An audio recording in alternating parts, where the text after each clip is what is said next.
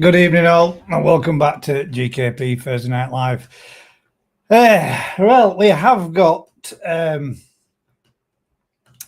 Matt from Howard Coy joining us this evening. We've also got Rick joining us very shortly. But at the moment, Matt is driving his Land Rover and trying to make his way back across somewhere, he said, or other. But he's trying his best to get back as far as quick as he can. So they will be on and joining us. And I've got to send out, well, I'm going to make a bit of a public apology because I cocked up last week and forgot to send, well, I did send him one, but for some reason it didn't go through. Didn't send Crafty through an invite. Well, I did, but it didn't go through. And he thought I hadn't sent him an invite. So he has had one this evening. I've double checked to make sure it's actually gone through. But it wasn't a case of me not inviting him on or not having him on. And I was sat there thinking, I wonder if he's working or working over kind of thing. And I had a chat with him later on and said, my apologies, mate. I just thought you would, you were busy or you had alternative plans or you were working late or driving back over home. So bit of a cock up on my behalf, but hopefully, fingers crossed, he'll be joining us and coming on this evening. And Gab, obviously, we're being as busy as what he is. He'll be on at some point or at some time. And I've also sent out an invite to somebody else who said that I didn't send him one and didn't send him an invite, but hopefully, fingers crossed, he might join us too. We've not got very many topics this evening to talk about. Hopefully, fingers crossed, you guys have got something out there that you'd like to have a natter and a chat about. To be clear, Matt and his rum and coke will be joining us soon. He certainly will. He's literally sent me a little video across saying he's on his way. He'll be as quick as he can. And love you lots. See you soon. So hopefully, fingers crossed he will. How's everybody doing? How's your week's been up to press? Has everybody had any problems or issues with your ponds or your fish?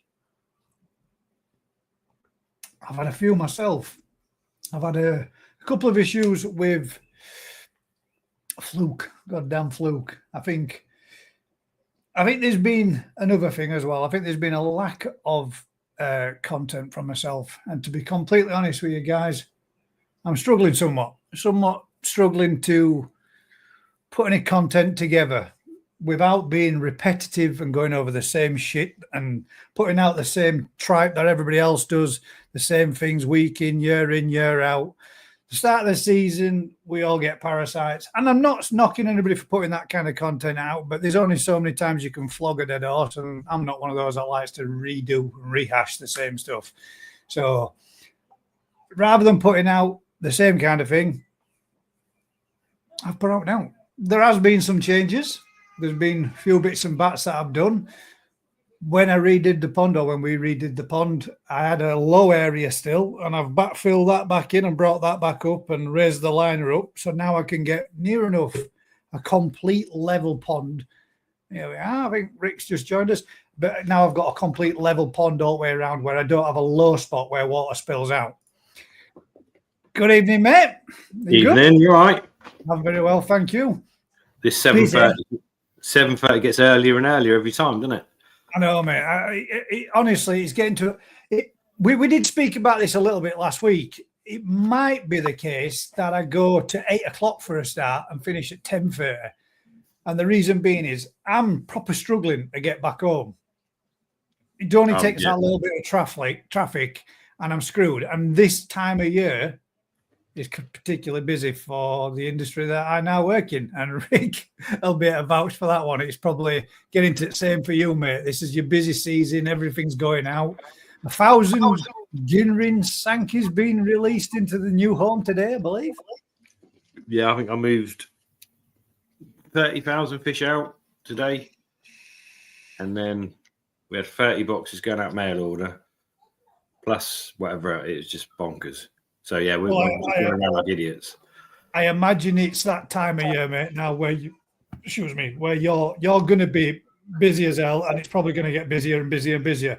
Now, obviously, I'm going to be honest with you guys, right? The views, the content, the interaction from you, the public, has diminished somewhat, and I've been two minds to think, you know what? Do we just wrap it up and say that it's had its time, it's spent, it's done its thing? But there's still a lot of other people that do watch, and I don't want to cut anything off, but I would like a little bit more interaction from you, the public, with chats or topics or anything you would like to see done or talked about or discussed within this, the Thursday Night Live. I don't want to end doing it, but I don't want to be putting out the same thing, a little bit repetitive, month in, year out. If people are still happy with it, and we'll remain the same and continue to do the same. I've had a lot of ideas in the past before about what we're doing and what we're going on, but it's just a case of I don't want anybody to think that this is becoming a bit of a grind, if you get my drift. Yeah, I think it's the interaction that you need. Yeah, it's the questions, and also having people that can see the questions coming in, and having not too long-winded questions or repeat. Yeah, it's difficult. I know there'll always be an element of repeated questions, Rick, because there'll be new people that find us, new people that come along and watch, and new people that think, "Oh, it might have been asked before," and it's just a case of I don't want people to think we're going over the same thing. Doing the koi appreciation. The reason why I like to do the koi appreciation is that we get to see other people's fish that ordinarily every day of the week wouldn't get shown other than when people get a pond visit, and a way of basically giving you guys a little bit of a way to showcase your own fish. Now, every other group that's out there, every other channel or every other live, and there are a lot of them that are firing up and a lot of other content for people to watch, all have their own thing, and that has always been our thing.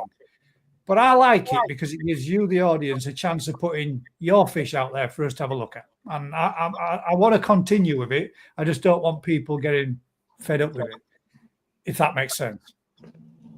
Yeah, it's a tricky one, because we'll see there is more and more content out there, but there's more and more people finding this platform or other platforms to watch stuff. But that's good, though. That's a good thing, Rick. That's not a negative. I can't say as that is any form, way, shape or form a negative thing, because it gives people something to watch and a hobby that they're interested in. So, yeah, I think I mean, something regular. It's one of those things, and if it's regular, you get the same people watch it, but there's a lot of people that actually specifically take the time to watch it overnight, on Thursday or whatever. So, yeah, if you can't do it and someone else covers for you, it kind of keeps those people engaged in a slightly different format. Whatever. But yeah, I don't know. I mean, this is like the topics, isn't it? I mean, Joe phoned me up today. He's setting up a digital koi show thing. So, that's Joe the koi perspective. Yeah, but that's banging idea, mate. That's something that we said 12 months. You're welcome, Joe. But he's someone that can also do it. I think it's a brilliant idea to do that. It'd be amazing, I reckon, that, because there's so many people that can't travel that distance, can't get down there, can't do it, don't want to risk moving the fish out there, but to be able to do it within the comfort of their own garden, I think it's brilliant. Yeah. So he sent me a list of rules, obviously, because you've got to have some kind of consistency in like even from our own ground show events, the photography and of the fish at the end of it isn't all that.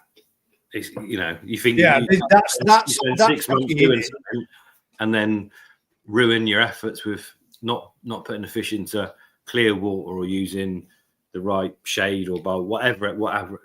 So obviously there's got to be a quality of fish, but a quality of photography or video that goes with it and whatever. But yeah, I think it's a great idea. So yeah, he's setting that up. Yeah, but it will be something similar, like a 5-second video showing both sides of the fish near a tape measure or whatever. Yeah, you can't go wrong. It's one of those. Like, there's a lot of people that would never ever take their fish to a show, but would show their fish in a photographic thing. You just can't take it too serious on the. It's so hard to judge photos, isn't it? So, yeah. I'll go through a few of these, mate, because there's a lot of people that's banged in a couple of little bits of comments. Colin Holland, first of all, was the first thing. Hang about. Susan says, Rob, treating for Costia at the minute. Oh, fingers crossed you get that nailed on. I hope that's something you can get sorted out. Nutrimare food. Who is using it and what's their views on it? I'm using it and I love it. And the fish are on it hard for me at 22C, and I fed sake before. Right, well, I'll give you my opinion on it, Colin. I've not used it, but I've used it. From what I've seen of it, I wouldn't use it personally. Not that I'm not saying that there's anything wrong with it. I just personally, for me, now I'm in the position and the opportunity for using sake, I'll stick with sake. And I'm not slagging the product off in any way, shape, or form. It's just not something I thought, from what I saw, it produced quite a lot of waste. But that doesn't necessarily mean it's not a lesser grade quality food. I don't know about any other ins and outs of it all, and I don't want to get too political on it all. I don't want to flag a product off that I have no real understanding of. I've used sake. For me, that's got my fish more focused on feeding, and I saw good potential growth with it, as much as you can in a freezing cold area of Yorkshire. But what do you guys think? I mean, Nutrimare. Evening. Oh, sick note. Look at him in his dressing gown. You're not well? Mate, I've been well for about a week, mate. Oh, God damn. I hope we don't get online bugs off you. Yeah, me too, mate. I'll mute when I'm off. Online man flu, thanks. Don't want any more of that. I think it's a massive difference between, obviously, you using it with Ryan in a tiny, a very small tank with filters and huge numbers of fish. Yeah, exactly. You'll see the state of the filters exactly that in a completely different way to most people would. Yeah. There's good foods out there that are cheaper than sake. Oh, so difficult to quantify. Yeah. It's so difficult to quantify the waste when you're dealing with a lot of fish. I've done food trials, and it's not as easy as just doing a food trial. Feed A and B, because do you feed A and B to the same financial amount? Do you feed A and B as much as the fish will take? Do you feed A and B as much as the filters will take? Do you feed? It's so difficult. You can use a cheaper food, but use more of it. But is that then? It's not fair, So you can limit it to, 100 grams of food per tank per day, and then you assess the growth and the color quality and the filtration state, or do you feed as much as they'll take? It's such a difficult. And when you can do stuff with carp, which aren't koi, so you can do feed trials with carp and go, oh yeah, their feed conversion rate is 1.1, which is really good, or 2, or whatever. But then you're not dealing with body shape, color quality, skin quality, and how different foods affect different varieties. It's such a. Just the one thing. The one thing for me with Nutrimare is it says it does everything all in one bag, one brand does it all, and I don't understand how all the other foods out there that are growth, that are sinking, that are color. How can you get it all in one to the same degree as feeding individual foods like everybody else makes? I don't understand how you can get the same quality content. But you compromise on each bit, didn't you? Yeah. But you know what I mean. You can. I'm not. Yeah, I'm not. I'm just. Can you get it in the same quantity as what would be in a colour pellet in itself, or a, I personally think, mate, that I don't even know whether it's these or these that I'm using. So, I personally think that sake, as much as it's the nuts of a koi food, people don't use it correctly, because I'll be a smoking gun. I always am, and but thanks. You don't get growth and colour together in a exactly blend. Yeah, exactly. In sake, it's separate. So you have to put it together, or you have to come up with your own concoction of what it is that you want to achieve, and then Maybe adapt the food type to thinking, what it is. Yeah. Colour, 80%, But whatever. when you look at a food, other foods on the market, there are other foods that also do colour, staple diet, growth alone, but generally just having it all in one, it's just a balance. It's a balanced mixture. Yeah. You know, so it's not just formulated to do one thing. It's formulated to do lots of things. Yeah. But, so that's where sake comes into its own. It would do with a specific task. Yeah, so it's where sake comes into it. You do have balance. Most people buy growth and colour and put it together, right? You know, for me, unless you're heated, you really shouldn't use growth, in my opinion. Yeah, right? well, most people don't get the warm enough temperatures to get the benefits from it, do they? Above 25 Well, degrees. It's about a stable environment on it. It's keeping and maintaining a temperature, and feeding the right regime with right quantity at the right times in order to grow your fish, and also put the colour food in there so when that skin starts stretching, it really amplifies into that and helps that develop at the same time. Most people only need a balance. Most people have got unheated ponds, and there's nothing wrong with that. It's just that people don't understand sake, and they think that it's okay to feed it outside them temperature ranges, when it is okay, but you're not getting what you're paying for at that point. Yeah.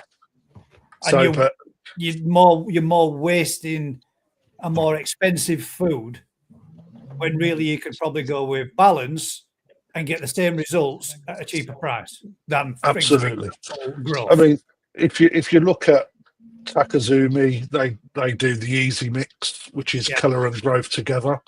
Yeah, some 70-30 split. On theirs is an individual mixed pellet, though, isn't it? That's why I was meaning with Nutriment. It's all in the one pellet. Yeah. So, but again, that's because they haven't separated it out. They've just gone down that one bag. For me, Nutriment will never be sake, right? But it really shouldn't be told that it's the next best thing to sake, because what they should do, I mean, that's just marketing genius. Well, that's what. Let's face it. That's what all.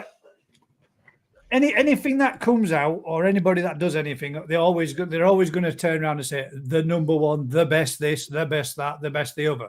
When in reality, when you're new to the market, or you're new, to make broad statements like that is a little bit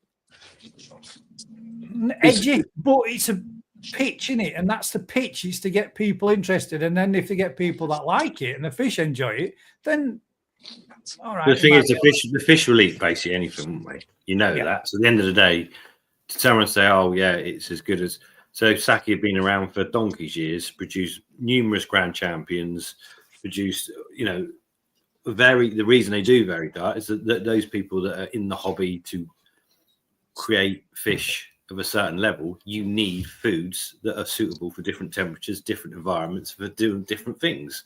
You can't just chuck it in. If you're trying to grow fish, you're growing them. If you're trying to improve the color, you're trying to improve the color. If the temperatures are, there's different elements to food, and the whole point is that's why you have a range of foods. Yeah, you can't. There's different digestion rates as well when you want to go deep into it. With different ages of fish. Yeah, there's so much. Like the percentage of protein that a tosai can absorb is far more than what a percentage of protein a yonsai can absorb. Yeah, because they're growing at a completely metabolic rate of them is totally different. Yeah, and again, that depends on temperature as well as age. There's so much variation. It's and even when you're looking at growing fish, and you've got, I've got my cursor on it so we can answer it next for you. Don't worry. It's got a stable condition like 24 degrees. A lot of people don't even put enough food in their pond for the fish anyway to achieve what they should, because the fish end up burning it out, i.e. getting slimmer. They don't put the volume on at the same time. There's feeding and feeding regimes, to be fair, you have to really like put a plan together and monitor what you're doing to achieve what you need. Yeah, I mean, like a lot of people that have started to use it are singing its praises, which is perfectly fine. I ain't got nothing against the product in any way, shape, or form. But to me, you can't start feeding it for 2 or 3 weeks and then go, do you know what? This stuff's brilliant, because that's not a comparison. You need to see the difference between, and I'm not with, right. To me, the trial should be, if you're starting it on your feeding tosi, you're feeding tosi. So anybody that's got a grow on pond and they're feeding the tosi up and think, right, those tosi have gone from when I bought them at 15 cm and they're now smashing out at 30, 35, 38 cm, and you've got that amount of growth difference on those fish in that 12-month period. And you've done that with, let's say, sake. And then the following year, you go ahead, same pond, same setup, but you switch to Nutrimare and you go with that one and see if you get the same results. And then that's the only way you can have a definite comparison to say, yes, this give this results, that give that results. If you're now taking those fish that you've already started them off on sake and done 12 months of growth and bang that bulk and size into that fish already, and then start feeding Nutrimare and only been feeding it for 2 or 3 months and go, yeah, this stuff's brilliant because my fish are still bodying up, my fish are still growing. They did the majority of that fast growth and that big growth on sake, not on Nutrimare. But I'm not saying that's what people are doing. But unless you trial it out like what Rick did, side by side, 2 ponds, equally set, same amount of fish, throwing that food in this one, that food in that one, and at the end result, this is what you get. You can't really make that kind of a statement to say it's as good as, if not as, or better than a previous product that you've used, unless you've given it a fair, proper trial. That's all I'm meaning by it. I've heard mixed results with what happens with Nutrimare, but again, it's all, there's so much involved in, you know, how many koi are being fed, how much food is going in, what sort of filtration's in the pond, what the water setup's like. You know, it's like I've seen people that have said that it turns their water really grey. That's what, yeah. I noticed discoloration with it, but I've noticed that with a lot of foods. So I mean, it's. I've seen some footage where the shit coming out of a Nexus 320 after the second flush is just insane. Yeah. Like lots and lots of it. That's not a bad thing. It means your filter's working. It's just like how much waste is there. That was the other thing. Now I was going to say, to go back to Colin's statement, or what he said, my fish are loving it. That's wicked, mate. And I'm not knocking what you're saying, mate, in any way, shape, or form. Now, depending on what filtration system you've got, let's say, for example, if you're running a drum, are you going to notice that extra waste? If you drum, you will. You will, because you will get, depending on how they've got the drum system set up. The drum clean set up. If they're using pond water to clean their screens, right, then they will see that their drum is operating a lot more than what it used to, because it'll block more. So therefore, that their top-up rate probably needs increasing. And that in itself, if that is happening, then depending on your pre-filtration, if you've got it, if you need it, all right, how much extra water are you using as a result of that to top your pond back up? Yeah. Is it turning over twice as much, therefore putting twice as much water back in? You know, so you know, there's lots to think about, and people really shouldn't jump on this. It's the next best thing, blah blah blah, because by all means use it and see what you think and see what your results are, because you don't need sake. Most people don't need sake. There's more than sake on the market, actually, mate. You know? I mean, I don't need sake. But I've only switched to it now because I've got the capabilities of being able to get hold of it. And why the hell not? If I can absolutely. I noticed a difference last year. I haven't noticed so much of a difference this year because, I appreciate that, Colin, as well. That is the other thing. Most of us can't afford it. Well, you know, mate. The comment above as well for Cole. That's why I went. Nutrimare has not been around long in this country. It's been really difficult getting it into this country. It's been in Europe for a huge amount of time, right? But I've asked questions, right? Looking on the show scene, etc. out there. There's a lot more single-coloured koi in Europe than what there is anywhere else, and that is one thing that this food can do. When you start going into development of Benny and body shapes and things like that, when you start going more into that, then that's where the differences start coming in my own opinion, and I'm not saying don't use Nutrimare. No. I don't want to go down that line because it causes all sorts of shit. Their marketing's done the job, though, isn't it? We're all talking about it, and it's one food out of what, 50? Yep. It's new on the block as well, isn't it? It has done the job. So at the end of the day, that's the point. And you can talk about growth. I mean, our fry show and grow thing, 6 months old, we have people with 37, 38 centimetre fish feeding coppins, feeding whatever. Is that the best food? Probably not. But those growth rates are jumbo toza at 6 months old. So it's one of those, isn't it? You've got to use different foods for your budget, for your fish, for whatever, And I can't sit here going, oh yeah, sake curry is amazing. I would use dog foods, cat foods. I've been in the industry for donkey's years. The amount of fish foods we use, but none of them fit the bill that I want at the price bracket I want. So I have to become manipulate it and work with it with your own. And Nutrimare's got an issue with they're not supplying dealers to supply it. That's the thing. That's one of the things for me. And I don't know if that's good or bad because we don't sell. It's not like we sell it. It's not like I'm selling. No, but if you could buy it, but could you buy it in enough bulk for your farm from them? No, probably not. No, it's too expensive. If I want to get it and I want to order a bag, from what I've seen from other people that have ordered it and waited months for it, I'm sorry, but I ain't got time to wait months for my next bag of food when I've given you a pre-order, for stuff. That's just a logistics chain. That's not the food. And it's teething problems for an early, for an early business and a new setup. But it still makes me think personally, the stuff that I'm using, and as Colin said there, I've got loads of comments to catch up on, guys. I will catch up on them. Not everybody can afford to feed sake. No, you're right, 100%, mate. Not everybody can afford to heat the ponds, but I can't afford to heat the pond. But what I can do is give them a slightly better food as a hope to get a little bit more growth into them, a little bit more body into them, a little bit more bulk into them. So when they go through the winter months, they've got enough reserves to be able to make that through. That's my compromise. A little bit more on when you're really working out per kilo or per kilogram, as Aaron's just put in there ain't that much of a difference. It's only about £1 a pound a kg difference between Nutrimare and sake.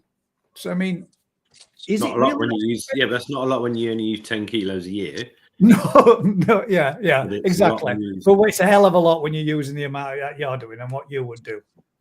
But the reality is, we ain't got you use foods, and we talk about these short-term gains or losses or whatever. But the longevity thing of feeding a fish for 40 years, to keeping a fish happy and healthy for 40 years. Well, yes, you can use high quality fish meals, but is that good for a fish for 40 years? Or is that fish going to be dead? That longevity thing is, again, another problem. You might find the perfect food. I might find the perfect dog food that is amazing at growing fish. But after 5 years, all my fish develop crazy tumours. Oh, shit. What was that? Gravy tumours? No, big tumours or whatever. Gravy tumours. No, gravy bones. They might be gravy bones. It's one of those things. Foods, even in Matt. Oh, he's frozen already. No, you're not. Oh, yeah, I was picking hell, man. Literally. Yeah. At the end of the day, all you can do is give the best food, and the food that's been used for the longest with the best results has got to have the best following, surely. That's, if a food has been used for 50 years and is good, that's got to be your best. You can mix and match, do whatever. We've always said when we sell stuff, don't stick to one food. Mix and match. If that's one thing we just something, should we switch it up a little bit? Regardless, just so you get a little bit of variety in the diet. I mean, who would want to eat beans on toast every day a week? Oh, I quite like beans on toast. Yeah, well, I do, but would you want it every day a week? If I was hungry enough. Mix it up a little bit, sprinkle of cheese, skinheads on wraps. Oh dear. Yeah, I think the whole topic of food is something there's no one out there doing the proper research across the board for longevity, color quality, growth, waste reduction. You've got to do some for yourself, and then, I think mix-ups has got to be good anyway to some degree, because it doesn't matter what you do, does it? Any food, one food all the time, if that's all you're getting, it's not going to have everything. Yeah, right. Just so we don't get hung up on this one too long. Matt, did you manage to get across the hills and bumps and ups and downs and valleys and dales safely? You didn't spill your your bottle of Coke, because Susan reckoned you went to go pick up some Coke to go with your rum, so your dad something to drink. After last week's escapade with the alcohol, got a small bottle. It's already gone. Half of it's gone. Got a small bottle. Right, quickly then for Susan. She did ask us, Rick or Gaz, I'm treating with pre-mix FMG for Costia. How many treatments should I do?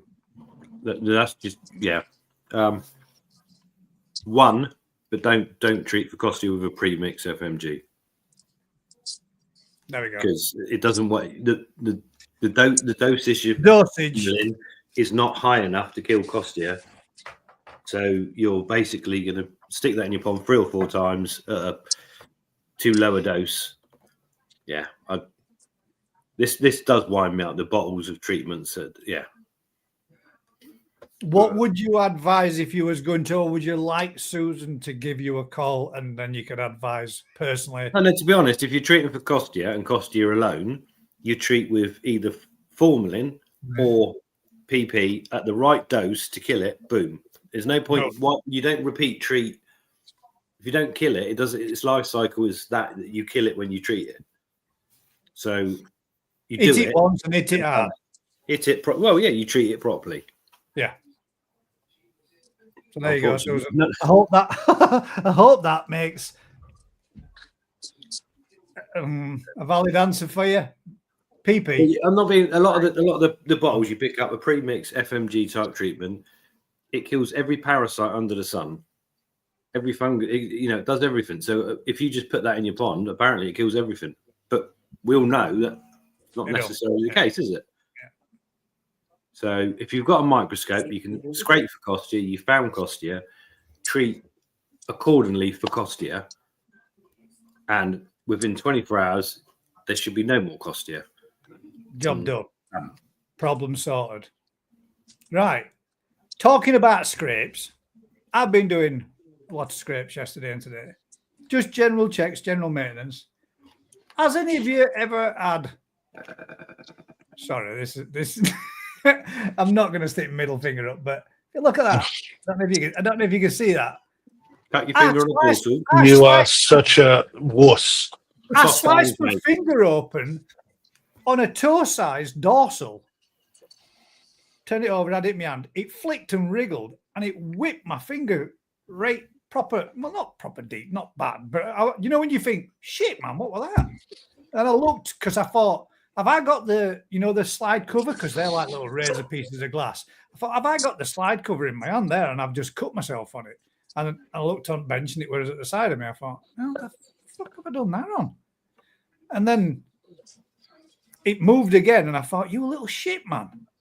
And it whipped me with and I know they've got a defensive, the dorsal barb or the barb on the dorsal, which always gets tangled up on your neck. It was that flashed my finger open. Have you ever done that before? Have you ever had because as soon as I sent it to Ryan, I said, have you ever done this? And he said, what, a young toe side by any chance? But, yeah, it was, yeah. It was almost like he knew. I never realised they were that fucking sharp. Did you log it in the accident book? Shut up, man. Yeah, and you got to have jabs now. Go to the hospital. You need TB, I knew that rabies. one would come in if I said it. I knew it. It's there again. Brand Family Koi Adventures. I hope you put it in the accident book. Yeah, I did. Yeah, it's all in there. It's all logged. Everything. Yeah, but I never knew the buggers were that sharp. Yeah, the anal fin and the dorsal fin will catch you if you're trying to hold on to them. Just be gentle, Gaz. I was. I was being gentle. I just picked it up, and it would just, you know, when you pick them up, they give it that let go kind of thing, and it just wriggled around a bit, and then next thing on, my finger bleeding. I thought, shit. Either that or you got really soft hands, baby soft hands. Well, my hands were quite rough from working in building trade and sanding and what have you. A lightweight scratch. It isn't just a scratch, Alan. It is just a scratch, but it surprised me. I didn't think. I knew there's a barb on them, but I never thought for a minute that it would cut me. I never thought that they'd be that sharp. I thought it'd be a case of, they put them up, like the anal thing goes down, doesn't it? So if a predator bites them, there's something sharp that sticks into them. But I never thought it'd slash my finger up. Made me think twice about it. Anyway, that is for sure. You have to wear gloves now, wouldn't you? Little chainmail gloves you get. I knew it'd go down well if I brought it up. But yeah, the next question we've got then is from George Murdoch, which is George Murdoch's fishing and Lomond Koi. Huh? Have you changed that? He's made himself a new backy shower, and in doing so, did you have virtual girls? I need a vaccination now, don't I? Shit. He's basically got foam now since fitting his backy shower, which is from protein. Protein in your water, mate. No, not necessarily, I guess. You're lying though, aren't you? Because it is. So, What else is it from then? The media. So weirdly, no, hang on, listen to me out. Hear me out, guys. Hear me out. Hang about, get back in your Land Rover and go get another bigger bottle. I set up. He uses fairy. I set up the polytech. We've. I just got shushed, didn't I? Go on. So I set up the polytunnels, turned all the filters on, no fish in them, ran them, no food going in, obviously. The first morning got up there and the whole of the pond was covered in foam. Someone bleached Can I you. ask you a quick question before you'd actually used any in media? Did you give it a cycle out with anything prior? No. No. I just cleaned it. Just cleaned it. What did you clean it with? Water. Fairy. Fair. No, all I did was just remove the residue dust and chucked it in there. So you just rinsed it off with water. You are right with the protein, but it was weird how I had that for 2 days and then it was all gone. Can I say something different? Yes, you can say. Come on. But So, we say it's to do with the algae. Now then. No. Did you say that? No then.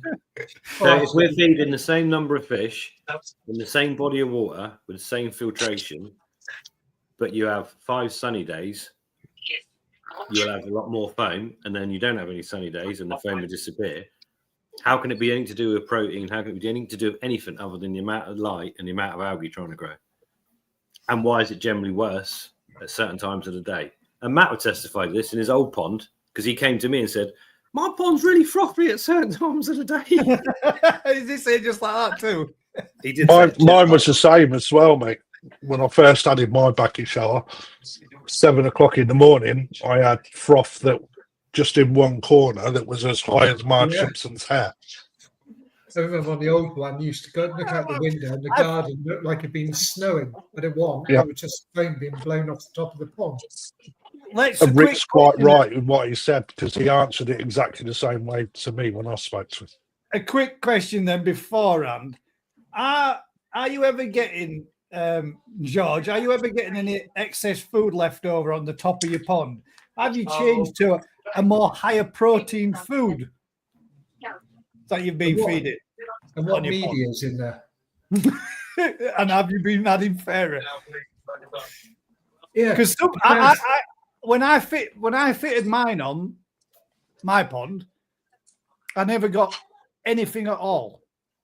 I changed my food to a higher protein food, and after a couple of months of feeding that, then I started getting foam on pond. But I'm not saying, but that could have been coincidentally, it could have been the same, it could have been the algae thing, like you're saying, Rick, because that was through the summer months, which was the reason why I started adding a little bit more protein, higher protein feeds, because it were warmer temperatures. So it could we run the same systems inside.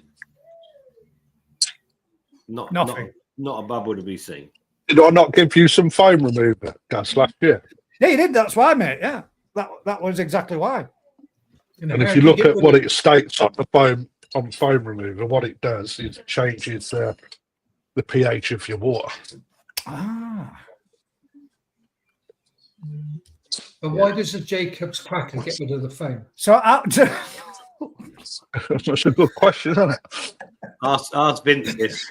So, right, George, that's 4 different answers for you, mate. Take which one, everyone you want out of that. But Jacob, the right answer. It, but nobody knows why. Yeah, then. So, unrelated to fish, and I don't know the answer to this, but I was watching it the other day and thinking, how does that happen? If you boil a pan of water, it bubbles. Where does the bubbles come from? Oxygen. But it can't. The oxygen in the water, mate.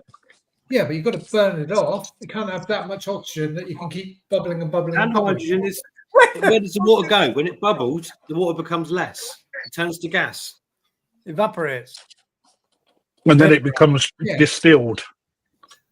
But I was watching these bubbles form on the bottom of the pan, and it was like, but how have you got there? How have you got there? You'd had too many of them. I haven't had time. Bubble, get out. If you didn't heat your water up, then bubbles wouldn't be there, would they, mate? Fucking hell. I was going to try and get through this without swearing. I think you're brilliant, mate. You probably make me laugh. You come out with some right random crap. Oh, Where's the bubbles come from? It's true, though. Where did these bubbles come from? They weren't there a minute ago. You can imagine that everybody tomorrow morning boiling their boiled eggs and looking and going, yeah, where do those bubbles come from? Matt probably sent them in the post. That's what happens. This is what happens, Matt, when you neck half a bottle of rum before you come on. Oh, I wish. Questions like that come out. Right, we happy chappy. Hitbox Junkie says, so new to here, just stumbled across this live chat about to start my pond build, going to document it. Sweet, mate. That's wicked. If you do and you document it and you stick it on a channel, mate, and you put it out there on YouTube, come back, share your link, and I will give you a bit of bubbles and all sorts coming in. A gold sticker. I will give you a gold sticker. In fact, I'll give you a gold star on that. And if one. you need a liner, Matt can sort that out. Yes. For me. Oh, actually, I could as well. You could sort the filter out. We've got a and shed. Rick can fill your pond with fish, and so could Matt. But yeah. If you do, mate, nice one, and thanks very much for joining us. You might be thinking at the end of it, why have I done this? But yeah. I hope I do people get their koi out quick. All right, this one. Also, do people get their koi out too quick to treat? Cause more problems in doing so. If your water is spot on, then maybe we should leave them to sort themselves out. But that's the thing, mate. Let's say, for example, Costia. They ain't going to sort themselves out with Costia, are they? And if we leave them to it, the Costia is just going to get to a number of levels in there that will, well, basically kill them. So we've got, it's not the same because they're in a confined area. It's not the same as a natural environment, is it? They may very well live with those types of parasites and not be as bad. And not be as bad as what they would be in an environment, let's say, for example, in a heated pond at 24 degrees, one fish introduced into your pond with Costia, that spreads to all your fish. Before you know it, 2 to 3 weeks down the line, you've got a plague of Costia and you've got fish dying left, right and centre, fins, scalation and everything deteriorating and bye-bye, sweetheart. Oh, bye-bye, guys. My granddaughter waving at me. Yeah, they normally come up. This is where it comes down to experience, isn't it? You buy a microscope, you do a scrape, You've not had one for 2 years. Your fish have been all right. You do a scrape, find something. You find a fluke or a trichodine or whatever, and you want to jump on it when there is no need or no panic. It's just experience of looking after fish, looking at the fish. If the fish are happy, who cares if they got the odd bit of piece? You know, if they're feeding, they're happy, the skin's good. What's the issue? There isn't an issue unless you know something's there, and then you just bear it in mind for a period when you need to treat before it becomes an issue, or before there's going to be a stressful event, or before you're going to go to a temperature zone. So in the autumn, if you do a scrape and find out I've got flukes, actually, while the temperature's high enough, let's deal with it rather than getting to January and finding my fish are in a right state and I can't do nothing about it. Yeah, but that's the experience of keeping fish and keeping any animal. That's where my dad went wrong this year, mate. That's why my dad's now in the position where he lost everything. It totally went through the lot, killed everything. There is an element which I've explained already, guys, that there's a reason as to why he has as well. But top and bottom of it, lack of maintenance, personal issues, temperatures, and leaving it too damn late to be able to do anything about it. Where if he'd said, I think there's something wrong, Gaz, I could have come round, we could have had a look, we could have done some scrapes, we could have done some checks, we could have found out what was going on, we could have treated before it got too cold, had it nailed on the head before winter, that it got into winter, come through, spring, jobs are good. But because it were already, pond temperatures at 2 and 3 degrees, we tried treating, didn't do anything. And it went from one fish to the next, to the next, to the next, to the next, until eventually it got every fish seemed to be covered in it, and bacterial cotton wool fungus all over it's fish. Bacterial. And to the point where we lost them all. But that's what happens if you don't intervene, and you don't intervene at the right time. If you leave it, they're not going to sort themselves out because they can't with something such as that. Prime example. No, and it's the same with, we have people that have come and go, I've had my pond 15 years, never had a problem. And then suddenly I started to have a problem, not at penny fishing there. The water's got a bit of a tannin look to it. We had a lot of rain. We check the pH. No, come back. We check the pH, it's 5. And literally the pond's been so established for so long that the pH has got to a point where it's just crashed. The filters are crashed, and you're then in a world of shit. Quick. Nothing's changed, but everything changing means, a system that needs replenishing or whatever. Just because there's not been a problem for years, you still got to be kind of aware of it, and that happens quite regularly, unfortunately. But experience, isn't it? I'm not going to say I've not killed the odd fish. It's made room for 6 fish to disappear from my pond, which are now in my dad's pond, which are giving him something. I gave him my Easter shower. I give him a Bendigoy. I give him a Matsukawabake. I give him the Bendigoy. You give him a Dainichi fish and an Easter. You were generous, didn't you? I did give him a Dainichi fish. Do you know what? Right? Do you know what is? When I got it out, I thought, that's not that bad no more. Where the heron nailed it all. The scales have all come back, but they're a little lighter than what the original orange was. But it got rid of so many shimmies. Do you think that's what the heron did? There's only 2 shimmies on the fish. I thought, don't keep it doing. And then I thought, no, I'll give it him, and then he's got it. But I give him the Matsukawabake as well. Although that has got a bit of an issue with the swim bladder, it's not lost body mass, but it's not gained none, and it hasn't grown none, which means to me it was just managing to tick over and keep going. See you later, bud.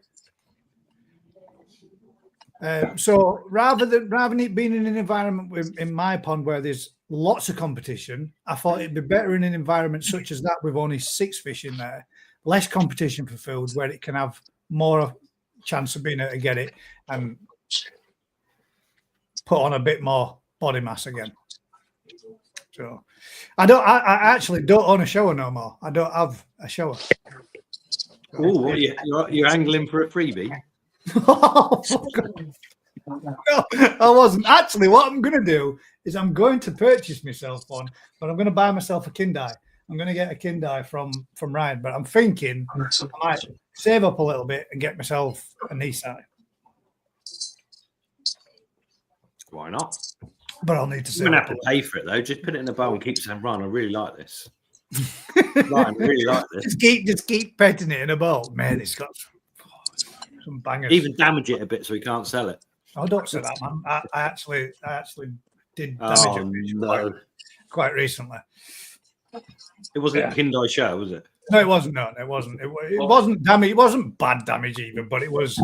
We're getting it out of the bowl to another bowl, and when I got it out of the bowl, it wriggled like hell and just bashed itself outside the bowl, but took a little nick out of its head. So, never even come out of the bowl, and I was like, "What? There's the chances of that happening." But as it happens, it's all good. Sorted. They are. They do. Seska says I'll reach out and take photos. Sorry, I missed that. Go on, Seska. There's no way you're letting it down this year. No red brawler this time. No red brawler. A black one. Has somebody been taking the mick out of you today, Rick, about your photos? Yeah. I quickly explained that I taught you and Pam all you know. We have I said we learned how to do the photos through Rick, but we seem to have advanced. Rick wants to come over for a lesson. I will do. I'll have a barbecue while I'm there. That sounds I've good. been photographing all day. Well, all this afternoon. Oh, You need a ball of doom like Vince. That's one hell of a ball of doom for a Nissan, mate.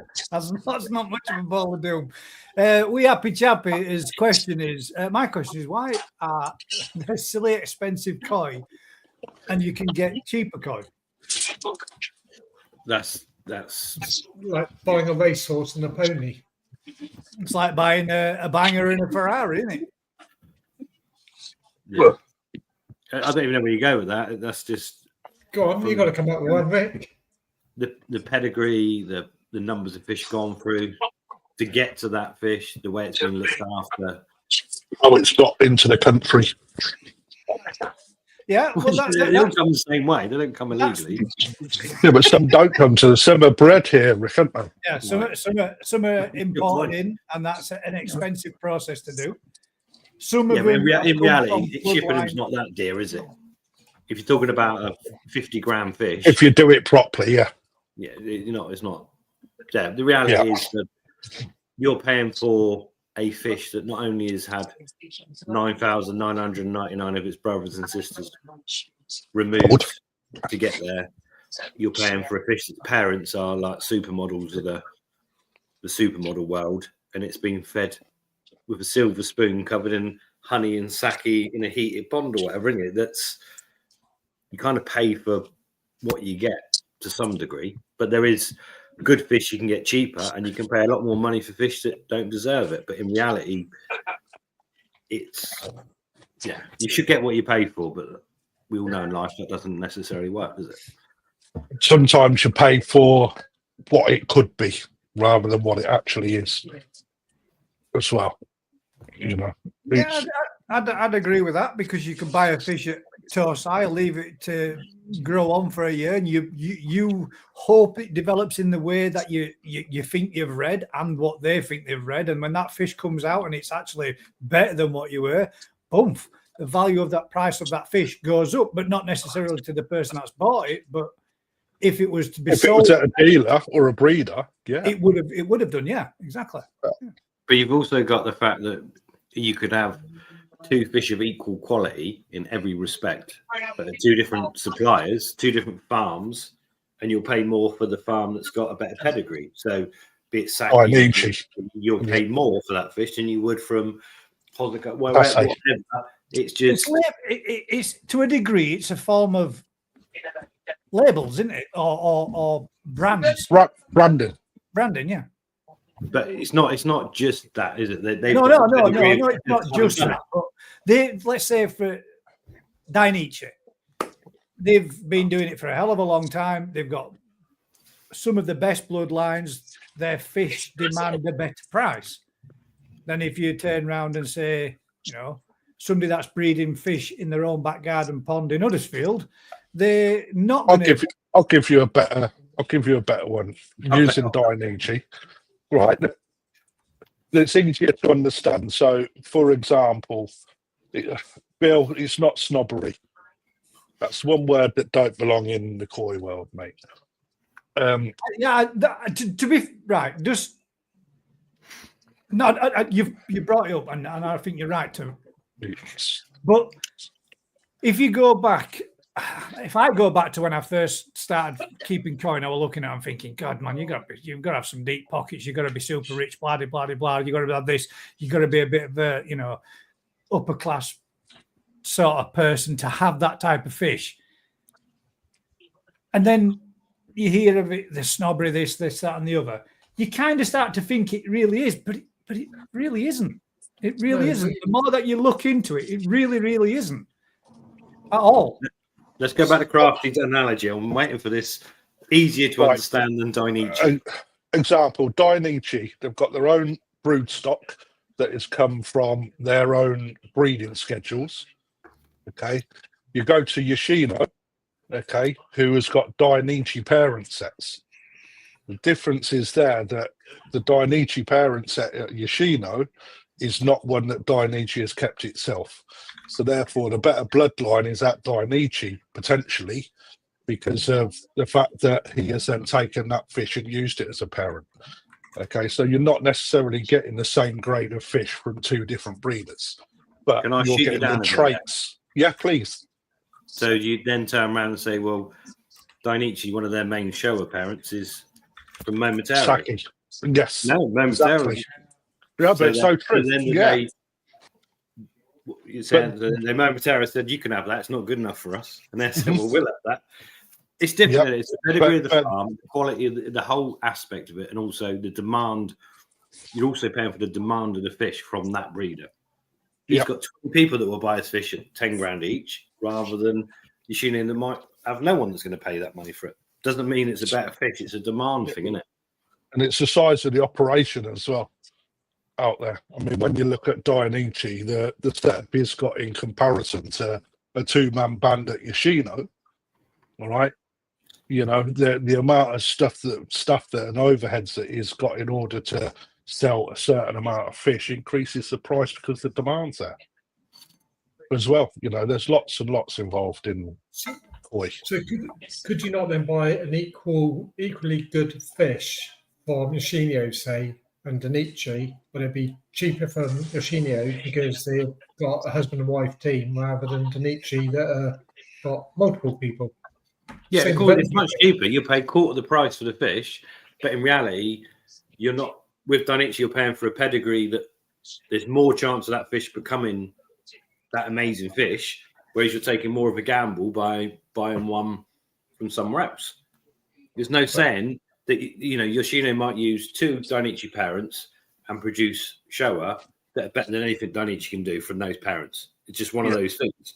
But in reality, Dainichi got 20 sets of Showas that are all amazing, bigger farm, more fish, more experience, and a bigger customer. So the price is going to be higher over here.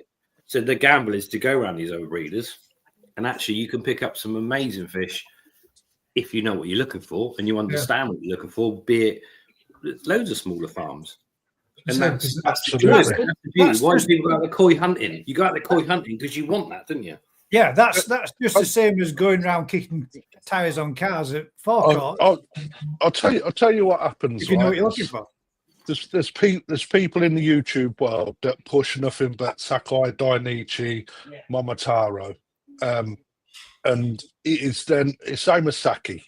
It's like it's bleak, this, and this. Right. Well, actually, there's plenty of smaller breeders out there. Look at Afuchi, look at Aoki, Yoshino, Yamaguchi, NND, Yamaguchi. There's loads of koi breeders out there that all produce excellent fish. Gems and mint fish.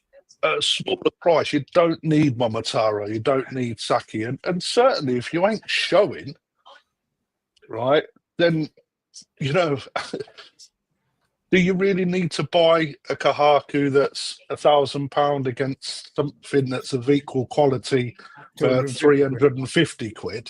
Yeah. You know, just because it's got a Dainichi tag on it, for example. The answer to that is absolutely not. You would say it with the certificates as well, Crafty, where people insist on having the certificates, and It's a load of bollocks, mate. Yeah, it is a load of bollocks. It is and it isn't, isn't it? I mean, to have a certificate, you've got something of how that. To me, it has a relevance, because you can buy that fish from whoever it comes with a certificate, and you've got a record of what that fish looked like when you purchased it, and that's something you can always look at throughout its lifetime going through. Is that you sending them? No, see this. Yeah, this is a camera. It's also a memory device. I know, but it's right, and you can do exactly that on there. You can, right? But as well as that, you've also got a little bit of a flex with a bit of a certificate. I actually have a Dainichi certificate down there for said fish that's at my dad's. It's a Benigor, yeah. Does it make you cry every time you look at it? This is the one it could have been. I've got one. Yeah, I've got the same one. That one that you.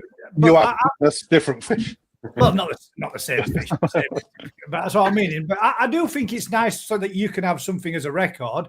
But there's a lot of people that like to display their, the koi room or the filter house and have them all up on display so that they can show just how much. But does it make fish worth more money than having a certificate? How does it? Hell, no. That's my point. I don't personally think it does. No, but it gives it. No, I think it does to the point that you've got. You could say the same about dogs, then, couldn't you?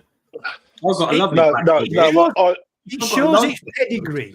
It shows its pedigree. It comes with that fish, but it's the pedigree that you're buying, not the piece of paper, not the certificate. The fact that it comes with it, it's to proof that it is from said breeder, said dealer, whatever. If you get the certificates, though, Gaz, from Japan, right? Your fish come with blank certs, right? That's what I was just about to say. Crafty. Yeah, that's the nonsense, isn't it? How many certificates do you want with nothing on it? And you do. You get them, mate. Mine go in the bin. I don't use them, right? Because if they come from the breeder, you could take a picture. Well, if they come from console fish that you're buying, though, aren't they? No, they're not. No, everything that I've bought this year, Gaz, other than a couple of boxes, mate, has all been unpicked, mate. Would it cost more than if the said breeder took a photograph of that fish and then printed every one of them out individually? The shipping, the cost, the amount that. So I think the easier way to do it is here. There's the fish that you've purchased. There is a certificate that we say goes with that said fish. You can put your own one on it, or we can do it for you and charge you more. Do you think what's more important for me at the end of the day, and what people should look at, is it's not the fish you're buying. You can see that. The fish you're buying on a certificate is kind of nonsense. What you want is the information and a picture of the parents. Yeah. They don't is that sometimes they'll put a picture of one of the parents, but what you need to know is a picture of both of the parents, isn't it? So what you want to see that's the parent fish there. Yeah, but that's one again. So you only ever get the female, or sometimes you get the male with momentary ones. But what you want to see is that's what I knocked up. Does it make that fish any better? No, it don't. Yeah, I'll buy the one on the right, but not the left. Which for this one? This one actually turned out to be a banger, mate. Did it? Oh, absolutely. Would you buy a pedigree dog for 2K without a cert? Nope, I won't buy a dog for 2K full stop. But the thing is, I think if to be pedigree, what you want to see is the parents and even the grandparents. That's what pedigree for dogs is, isn't it? You don't get a picture of your puppy going, "Here's your puppy," and its mum and dad were really good. You get a line of the parents. Yeah, you get the ancestral line, the whole job lot, the family tree. Pedigree. That's what. But again, on that, guys, I know a friend of mine down in Bridport. and he Oh, you give borrows them. he borrows other people's dogs' pedigree when he's breeding his dog that hasn't got paperwork. Well, you shouldn't be saying that live on it, should you? It's not my dog, but it's true. I think That's called dishonest and lying, isn't it? At the end of the day, you should be buying something that if you're buying a thing and there's a pedigree of its parents, grandparents, whatever the history. That's what, not the fish. The fish you're buying, you can see the fish you're buying, and yeah, it might be interesting. It's changed, but in reality, it's that pedigree from Dainichi, from Mona Lisa line. Here's the male, here's the female. This came from these. That's where you start thinking that will give that fish more value, because you can look at its heritage, its potential outcome. Other than that, a blank cert for a crashy guy that may or may not, whatever, is in my head. It's just nonsense. Yeah. It's like me doing them. Just Here's my I agree. I agree with what. But for me as a dealer, if I'm buying a fish that is certified as a dealer, right, then the certification should come from the breeder, i.e., certified by the breeder with a certificate, not a blank cert that comes with a box of fish that I then have to put all the work in to put a picture on and handwrite everything. That's what I mean. All be done. For me, if you were buying that box, certified. If you were buying that box, like that box that you said, let's say 80 pieces in it, and you bought that box, it comes with 80 individual certs, that would cost you twice as much as what it was. It's only if but there's a reason for that, Gus, right? So if the breeder has certified them, and he's gone through the time and effort to pick them fish and put his own brand on it, all right, like he has selected them out and certified them. Yeah, like right? the one That's I got. different. That's different to being sent a box of fish that are certified with blank certs, because where's the authenticity? It's like when fish are being sold with certs, the cert should come from the dealer, not as a blank cert, because it then gives an image that the breeder is the one that has said, I want to put my name on these, so therefore they become more valuable, rather than me going and picking out the ponds of fish that it doesn't want and then giving me blank certs. It's got to be authentic. A certificate has to be authentic. Yeah, I'd go with that. And really, the only way you can do that, Crafty, is when you're visiting Japan and hand selecting your fish, that you're actually seeing the fish and getting the certificate. And when the fish arrives in the UK, you've got your box with the certificate in there for that fish. But that, and again, in itself, from the original question, is what is it that makes these fish so expensive?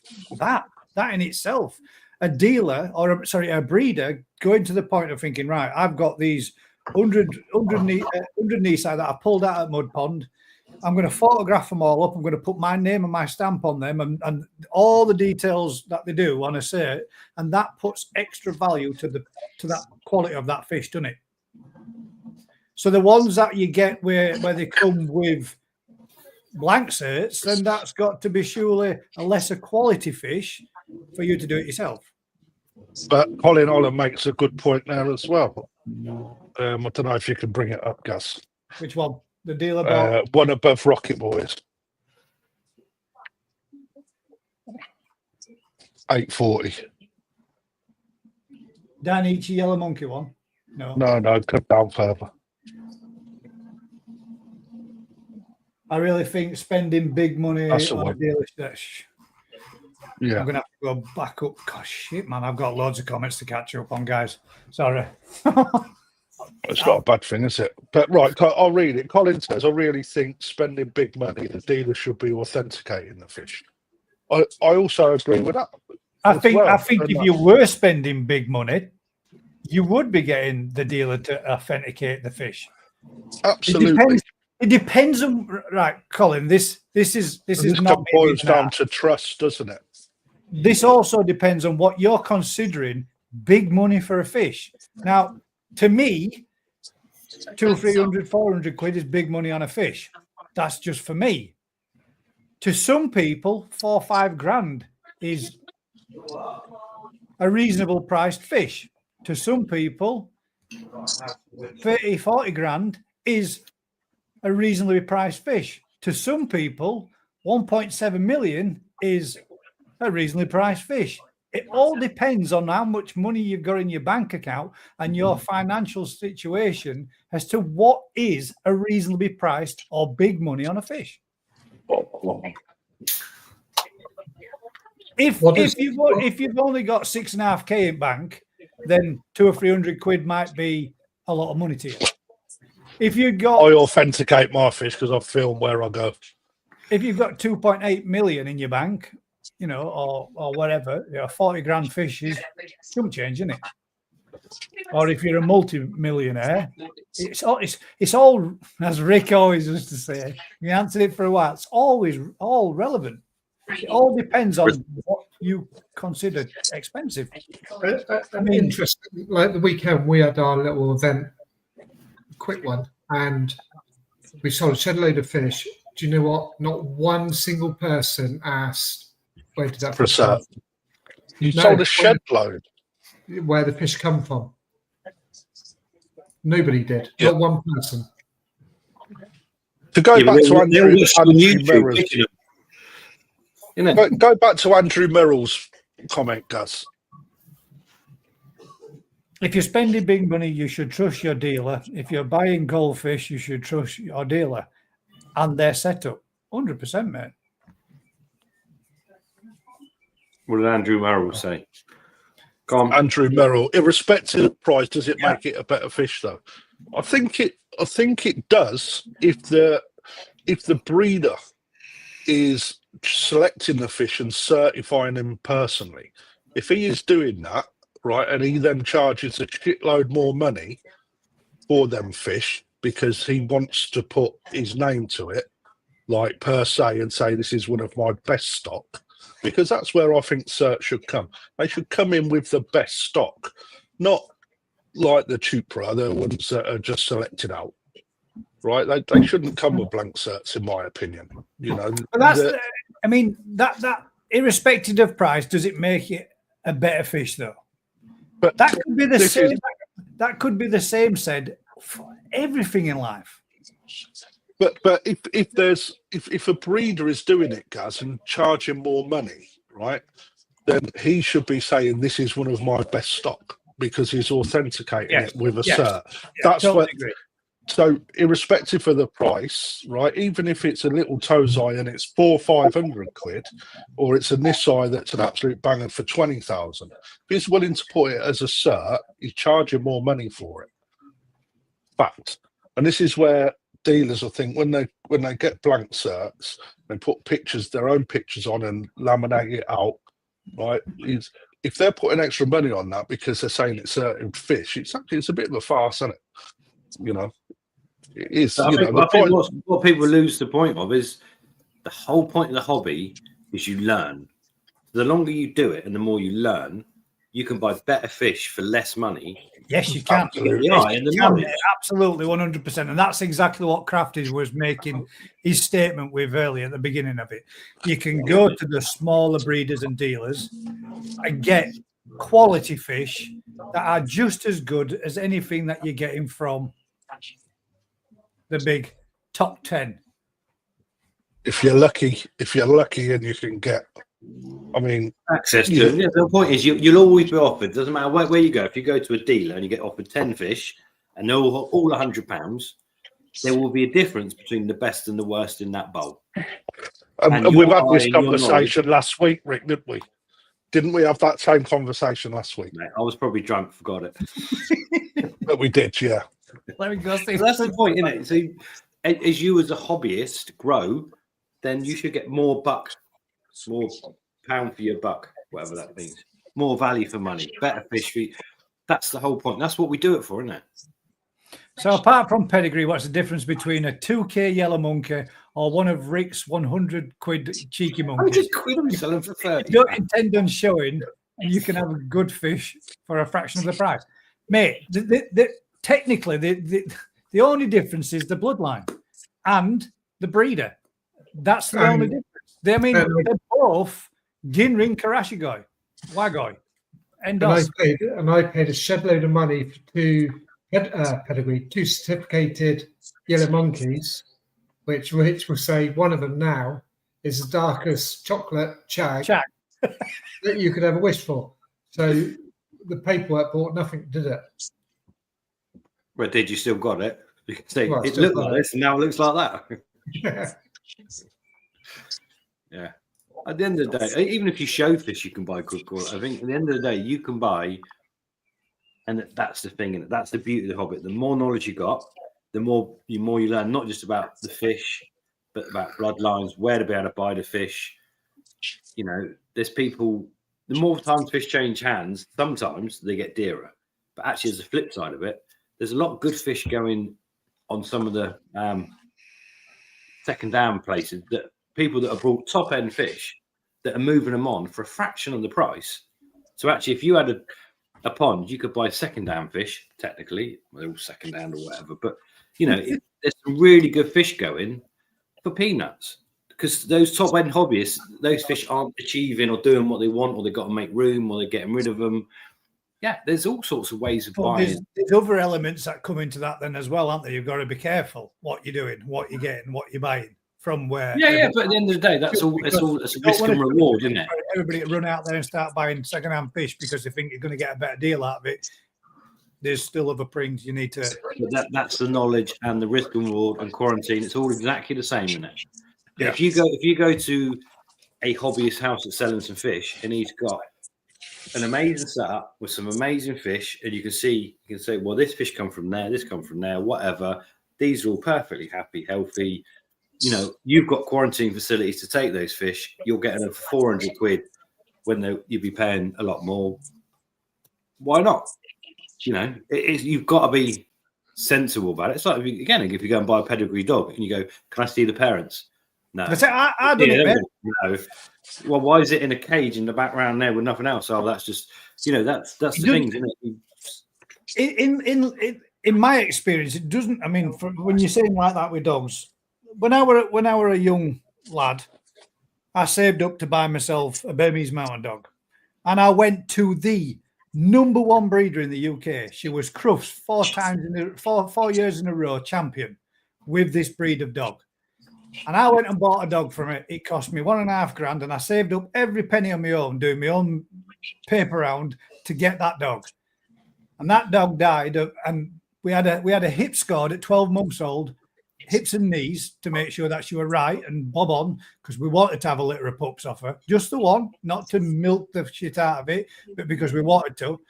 And that dog died at the age of 4.5-year-old, riddled with cancer, and failed its hip scores and its knee scores at 12-month-old, and was to the point where it wasn't fit to breed off in the first place. And that was going to a top breeder in the UK for that breed of dog. And that was a pedigree dog with full family history. Just because you always go to the very best doesn't mean you're always going to get the very best. Shit happens. That's just, you can buy a fish and you think, oh, yeah, man, that's absolutely beautiful.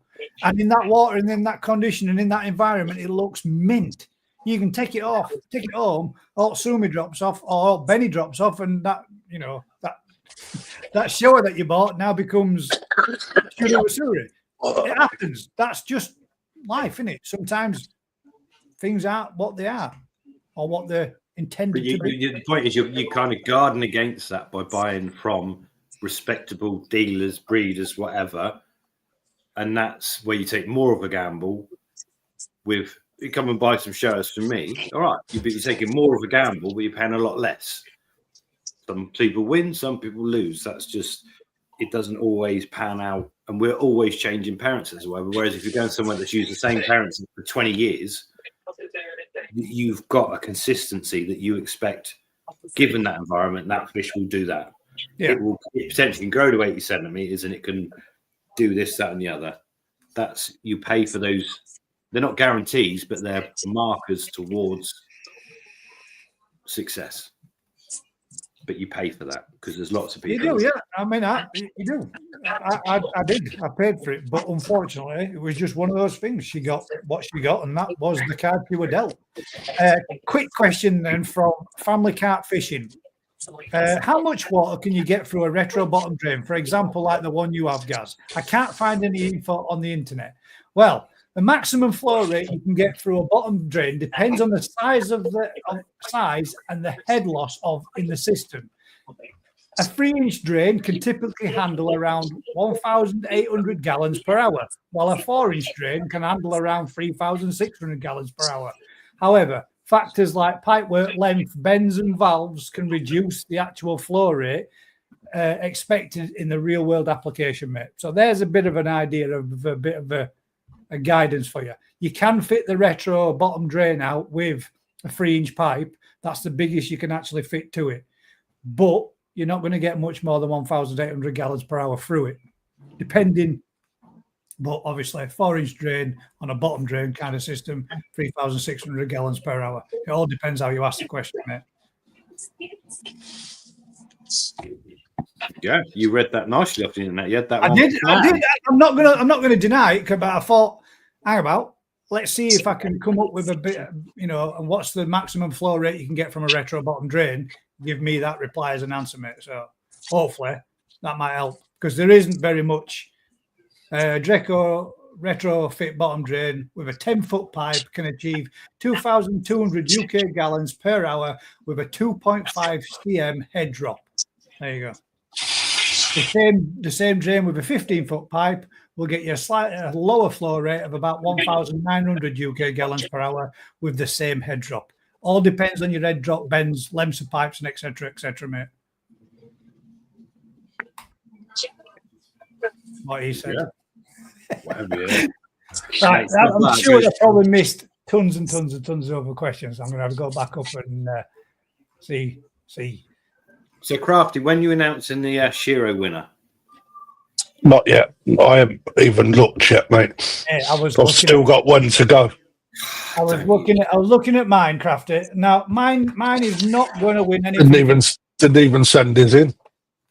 I didn't, mate. I didn't. But the reason behind it, mate, is because I know that my fish is not going to win nothing with size. But can you remember what I said? I wanted to see how they develop. Well, I will send it in, mate, if you want it. I actually got it out at weekend, and I thought, man, all that time waiting for that. Do you know what I said? Saying Sumi keeps threatening to come up, and it's backing up again. To come. Oh, mate, and it looks banging. I was talking to Ryan today, and I was saying, do you know what? I don't care, even if I'm not going to win, and I haven't won, but I don't care. The fish that I've got is mint, and the pattern is coming up, and it's looking lovely. It's not the biggest of fish, but I'll get to appreciate it for longer because it'll live longer in a cooler environment. It'll grow slower. 200 years. 200 years. I've had a few more sent in this week. It's mint. It looks. I really am happy with its development that it's done. Size-wise, yes, I would like it bigger, but the pattern. It's. I was only talking with Ryan about it today. It's mint. It's a nice little pattern to it. A few more areas where you can see it's still going to come. And if it does, it'll be just what I wanted out of it. I like the fact you said if it had come. It's got to be an if, mate, isn't it? Yeah, if it comes, if it does come where it's showing it might, and I'm reading it right, that's what I like about it, mate. The more than anything is, I picked a fish and I thought that's the one I want. I want to see how that develops, and if it does the way I'm reading it, and it has, up to press. If the rest comes, then I'm happy with my choice, mate. Regardless, if I'd have had a heater pond, it would have had a bit more body, but would it have got that development in pattern to it as well? Take a picture of it year on year, Gus, and see what the difference is. That's what we need to see. 200 pictures by the time it's done. Can you get rid of? David Jones, as I say, can you get rid of koi pox? Yeah, a fish can get rid of. You can't get rid of it. We can't get rid of it. A fish can get rid of it. They can get rid of it themselves. We can help it and aid it, but there's no cure for it. Yeah. Do they get rid of it, or does the koi pox not like the environment disperse. It's Bring the temperature up. You soon get rid of it. If you're lucky. Not all. If the immunity is good enough, as it gets bigger, it becomes more immune to the virus, and therefore it won't show. But if the immunity is not that good, or the strain's too tough for the fish, it will keep it, brother. So, Rich, you know what it's like. You get loads of cold sores. Once you've got it in your blood, you have a few nights on the beer. And Who gets cold what, sores? mate? I've never had a cold sore in my life. No, me neither. my You have, stepson- though, Howie. It's like they call it syphilis. Get herpes on the old ding dong. I'll show you syphilis. I can't even say it. Oh, We don't want dear. to see it, Matt. Pam told me you cured that. Yeah, I keep getting everybody asking where we all staying as well. Excuse me, guys. I'm ever so sorry. fish farts cause foam. Sorry, I missed that one as well. Fish farts cause foam on the top of your water. Nice one, Michael. Claude says he's the wisest skimmer, pulls foam off really well. Being poorly hasn't stopped Crafty's hunger. This is long COVID you got now, isn't it? It's been like a week. Yeah, it's been a week, mate. I felt all right yesterday, and then it fucking hit me again last night. No, I didn't, mate. No, I didn't. Claude, and I did get back in touch with the gentleman as well and told him that I've drawn a blank. No, nobody knew. It's what I said it was last week. A red-black skin blob. But he's that blobby thing, that looked like a tick on the side of that fish. It'd just be like a tumour, wouldn't it? It will be Excessive cell growth in a particular period. Mark's on again, Mark, mate. That fish is looking banging now. Fin or no fin, mate. Be breeding it next week. What fish? It's Surrey. Oh, okay. I didn't see anything to do with it. No, I just made it up. Oh. Anybody heard of filtering through lamb's wool? No, it's hard to get hold of, isn't it? I got They run fast. They run fast, don't they? You got to catch one quick. They're going to be shared next week if anybody wants any. Surely though, lamb's wool's biodegradable after a time in water. Rocket Boy nearly broke his hip. Said nothing, but Gaz gets a boo-boo and tells us all. I was just surprised how I got it. It wasn't the cut that was an issue. It was how I got it. I didn't expect him to be Who's that. broken it? Rocket Boy went flying, mate. What, today? Yeah. No, I don't know. Yesterday, Oh. before. I was seeing No, it he didn't yesterday. breed it, mate. He went fleeting. I said, look, mate, the bottom of this pond is super slippy and super undulating. He goes, yeah, but I've got a way of doing it. I just shuffle along. I'll never fall over. Next And then thing, he went he's like over. feet in the air, and he's just gone. Poor lad. I hope you're all right, Dave. Cal Bates suppose, why is it important to make koi grow big koi to grow big quick? It is not. Why not just let nature take its course? I've got some nice small koi, and I'll be happy if they stay that size. Well, there's some fish that you don't want to grow big because if you do grow big too quick, too soon, they lose. For example, pearl ginrin. Yeah. The reality is 99% of people actually don't want them to grow quick and big.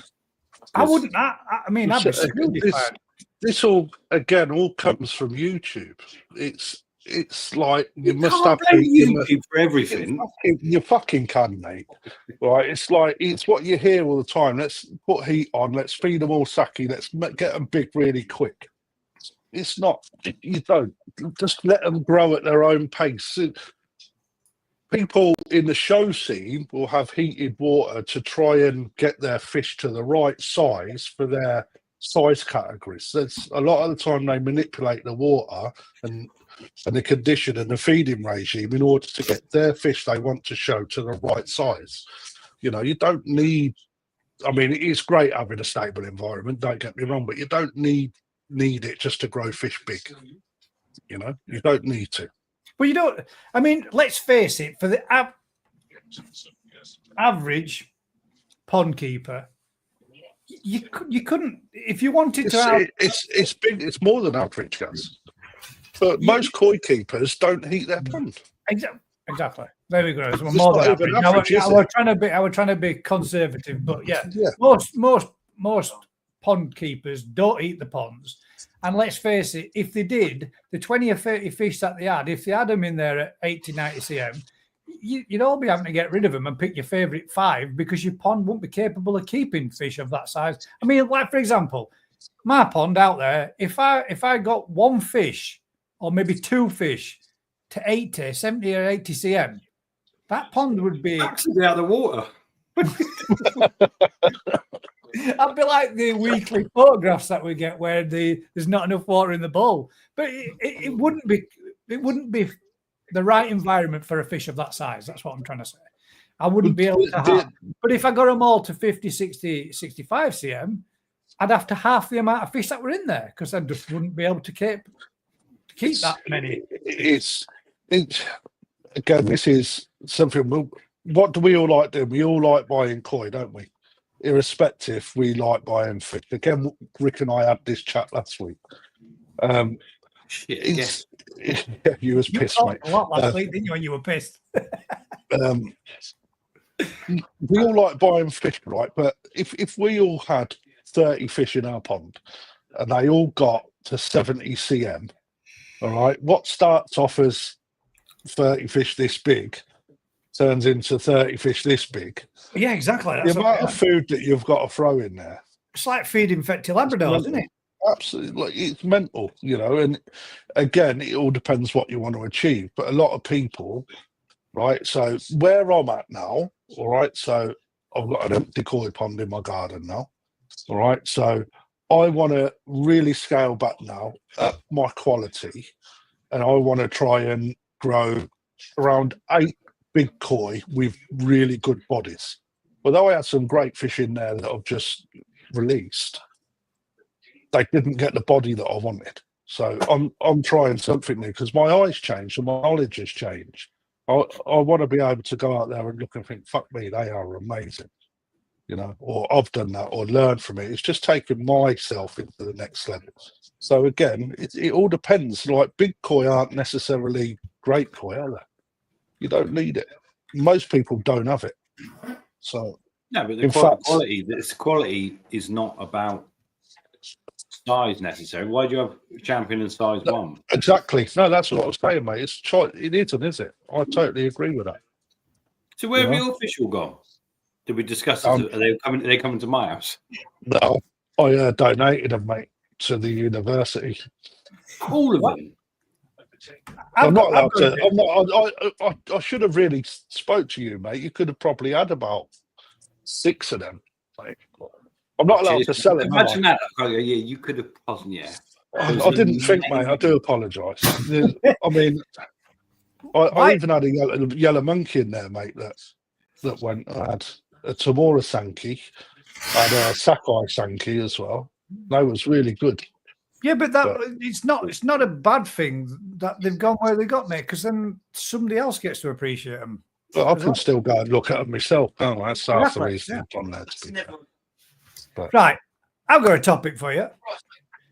I don't like topics. Can we have a marathon instead? I like topics. Topics are nice, man. Marathons have got nuts. He's got practically the same thing, just one's gooey and one's harder. No, one's got a nugget topic. I remember finding they found a mouse in a topic once. Didn't stop me eating them.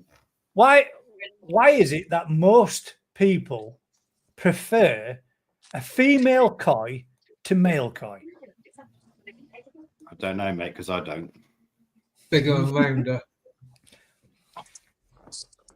Is that the case though now with the bloodlines that are coming through with the male fish? Now, modern day male fish compared to years gone by? My opinion, right, is completely different to most. Most of our customers will pick male fish all day long because the body shape, skin quality, color quality is better when they're younger. So they come and pick young fish that look good, all their fish are males. And then as they go through the hobby, they then moan about the females they got because they get too fat, egg bound, which they're not. But obviously, so the reality is the only people that really want females or should want females are people that want to grow a massive koi for shows and whatever, because they have the volume and the quality. But if you want fish in your 2,000 gallon pond to look good, don't get a female. Don't get a female. Yeah. Let me give you right. Everybody, we're gonna have we're gonna have these three to give what they think. Some of you might already know because some of you might have already seen this, but if you haven't, tell me what you think, male or female? Well, you've now worded that really badly. Female or male? Male or female? How old is it? 2. It's Nisai.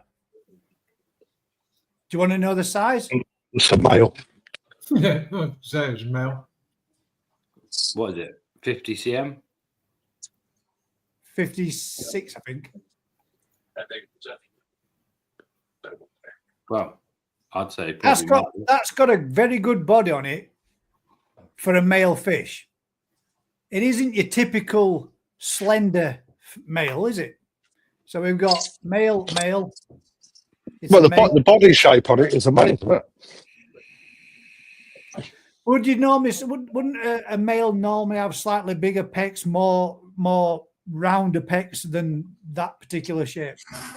No. See, a lot of the characteristics of a male fish now have gone, haven't they? No, well, it depends again. Depends on the bloodline, the breeders. A lot of them still are very male. Variety. And Crafty, I brought that amazing male from you that's bloody female. That's female, yeah. It's a male. We've got male. I'll tell you something, that's a fucking nice fish. Yeah, but it doesn't matter to me. Non-binary. You laugh about non-binary, right? So a lot of our best Gosanki are either male or female. They don't develop eggs, they don't develop milk, they don't develop, I'm laughing, but that is a thing then. I haven't got old enough to get there, Rick, correct? No, to be able to sex are neither or. Okay, so explain that a bit more. So they literally, not the ones we've bred, some of the ones we've brought that are, you'd think they don't develop any sexual organs. They don't develop eggs. They don't develop milk. They are just misfits. About milk, females about eggs. What's the difference? I haven't done DNA tests on them. Not sex change fish. They just are neither. So you get it in mooch life, don't you? I know we get the pheasants that are both male and female, and they can't breed. But I mean, that one's pecs looks male all day long. Yeah, big now. Yeah. It actually does look a bit bigger on video, doesn't it? Yeah. But that's got one hell of a body on that fish. Yeah, it's absolute quality. Who's selling it? Again, I don't think that there's. I don't think that. That wasn't the reason behind it. No, but you know something, mate. It's like whoever gets that fish has got a banger. That's a really nice fish. It is a stunning fish. I don't it is available from Exclusively Koi if anybody's interested. Give Kev a ring. Sorry, I'll plug that. I don't think there's that much. Unless I've got people from the show scene, right? Not many people even try and sex the fish anyway, mate, to be perfectly honest. You know, it's and I think back in the day there was a big thing when koi weren't as big as they are now. I think there was a bit more requirement for male fish, and females tend to carry a bit more price because they tend to get a lot bigger, 20 years ago, 10 years ago. Now it's like the genetics are that good in fish that, up to 70 cm, you've got a fish a male fish can compete against a female fish. Well, I mean, that would, wouldn't it? Absolutely. Absolutely. 56 cm Nisai, Yamaguchi, male fish. For you all, in case you was wondering, it is actually a male fish. But that me and Kev were talking about it over week, and he can't stand a female fish. He doesn't like female fish.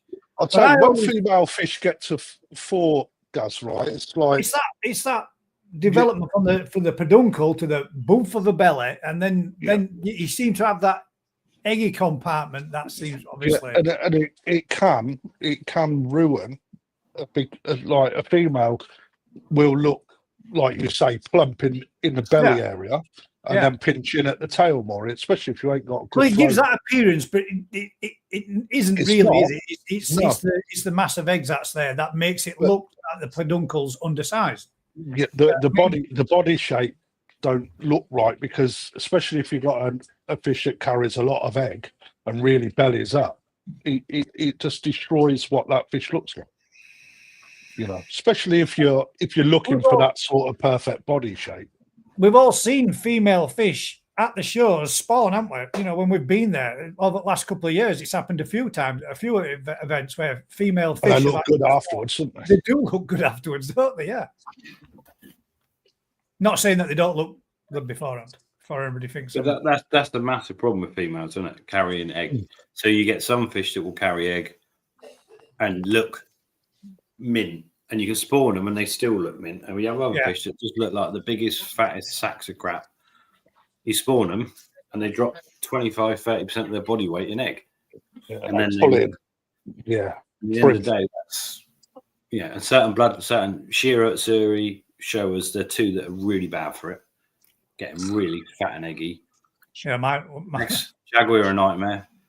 Yeah, Jaguar and Crash are fat. Show it a lot. Makashi as well, they're the same. They get really eggy. Asagi, the opposite. They tend to look quite long and slender. So a female tends to have a better shape than a male. Yeah, can't beat Asagi. Can't beat him. If you want to buy some, I'll have some next year for you. I'm coming down probably next week, mate, if I feel better. Bring it on. We'll have an arm wrestle when you get here. Fucking wait, mate.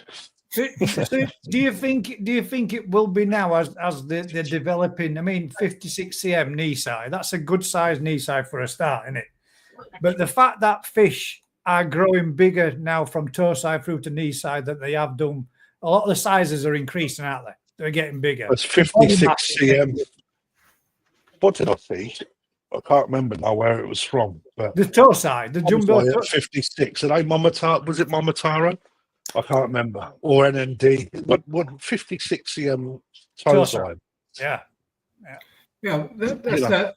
That's a good point to talk about. Then what makes the jumbo toe side? Because I see more and more dealers saying jumbo. The size of them.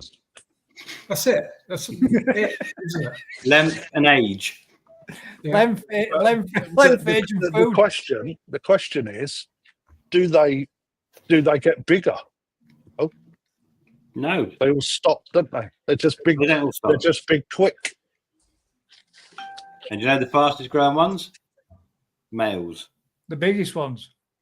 They're the fastest.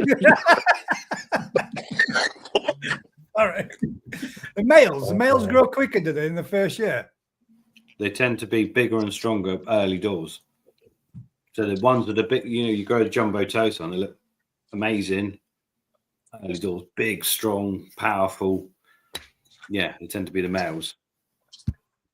Ah. I think Momotaro grew. He had a fish called Monster that was a male, and I'm sure it was 70-something centimeters, and we're talking 10, 15 years ago. So it's not recent. And they kept it as a parent fish, and I think it only spawned once as a male. We used it once as a male before it parked it, which is another issue growing fish at such crazy. You don't force them. If you give them a perfect environment at a seriously high temperature, they will metabolic rate mental, and they will grow mental. But also, you shorten potentially their lifespan. I'm sure it was insane size for a 2-year-old fish. and they've used it in their breeding program. It's called Monster. I don't know. I'll have to have a look at that. Cam's Koi. Question: to be hand selected fish, does that mean that they had to go to Japan to select them themselves? No. Yeah. Right. But Sorry. if you're advertising a fish, Yeah. and you're saying, these are my hand selected tosi from wherever. There was one word that you used in there that changed it, was my. If you Hand choosing selected means that they've got to be hand selected, surely. so say for example with Ryan. Yeah, If we but right. If you were so if- purchasing from Ryan and you were going to get some fish, that you could say that they were hand selected, but you couldn't say they were hand selected by you. They were No. hand selected on behalf of you by X, Y, and Z. But they're still hand selected. But they're still hand selected, yeah. So that would There's a mean difference. Let me throw some out, guys. Right, again, I'll be a smoking gun. boom. Right, I see videos popping up that all koi prices are different. Everyone buys from the same place. Some people are more expensive than others. There's a reason. All right. If as a dealer, right, and all four of us have been to Japan, right? If I go to a Japanese breeder's house, fish house, and then I dip a net in his pond, and then I start pulling out fish from his pond, right, that I am hand selecting, right? That means that I am picking what I deem at that time to be the best fish that he is put in front of me. So therefore, they are better quality. And the reason why they're better quality and they carry a heftier price is two reasons. Number one, the better quality has come because you are discarding the fish that you don't want to sell. Okay. And that means that you're taking what you want. Number two, the Japanese breeder, and we've touched on this many times, the Japanese breeder puts a price on them fish that is a lot more than what they would if you wasn't picking. Yeah, if And the you were reason taking a scoop and that's what you got. Right. So, for example, if you go to, I don't know, any breeder, I don't know, so many out there. Let's say Otsuka. Okay, let's go to Otsuka, right? If you pick through his ponds and you picked out all of the fish that you wanted to take, and he charges X amount, when they come to you buying boxes of fish that you don't select, he will ensure that you get a selection of really nice fish, a selection of mediocre fish, and a selection of C grades, right? And they all come in that box. So when you see or hear people say these are hand selected, they will come at a higher price because that dealer has gone to Japan, that dealer has handpicked them and disregarded the stuff that you don't want. Yeah, Where so you have to if pay I the premium for that pleasure. absolutely, but if I buy in a box load, I will pay 30% of what I paid through selection, and that is because you get a percentage of everything, and the percentage of good grade is smaller, a lot smaller than what 100% is that you've handpicked yourself. All right, so we don't all buy the same way. Some people go out and select better quality fish than what you get in a box that are sent to you, and there's no nastiness involved in that. That's factual. And if I buy by console, the price on the board of the pond will be reflected that that's a console price. Yeah, and away from what the better quality hand selected stuff is. And I actually write hand selected on my. You give it another way. That a lot of the farms, Crafty, they don't want you picking through the stuff, and they will give you. It's like, for example, you'll go there and you'll see, and you'll. I've witnessed it, seen it myself. All four of us have, and they'll say, right, you can have 2 or 3 swoops of that pond with this massive, great big net. you get what you get within those free swoops of that pond, and you can select what you want. But to do that, you've got to pay more for it for the right to do so. The farm is trying to almost like that tank has got to pay the whole farm £100,000. So if you took out all of the top 10% fish, it's going to bump up the price of the smaller value fish, ones that are harder to sell. But Pratt, I think we had occasion, didn't we, that I can't remember what farm it was that you couldn't handpick from, but we were. And you could, yeah. That was Otsuka. Otsuka. So the level of the fish in the pond is higher at that, lower at the point when Crafty is there. Then he's looked at the quality of the fish and gone like that. And actually, I can afford to take out some of the higher quality fish to bring it more in level to carry on with the console. And the difference with console is you don't know what you're going to get. Yeah. You know, You don't know. You don't. You don't. But you can also pay a premium for console, can't you? You can, but you still don't know what you're going to get. Yeah, but you still there's levels of everything up in a form of purchase. You know what variety you're buying, or you know if you're buying a mix, or you know if you're buying Kahaku, whatever. Probably. Yeah, that's true. But we were there, weren't we? These guys got discounters on that pond after me having a different. You know, to get back to it though, you don't know what you know what you're buying, and you know where you're buying from, and what variety of fish that you're asking for. But what turns up in the box and what you think you might get are complete two different things. You know, and how they travel as well is something that I take into account. I know Matt does, and I know Rick does. Right. For example, when I'm out in Japan, we will look to put 32 fish into a 20-kilogram box. When you buy console, you may get 55 in an 18-kilogram box. So therefore, when them fish arrive at your establishment, you've got less water, more fish, and you've got a harder job getting them fish round to a good point of sale where they look really healthy.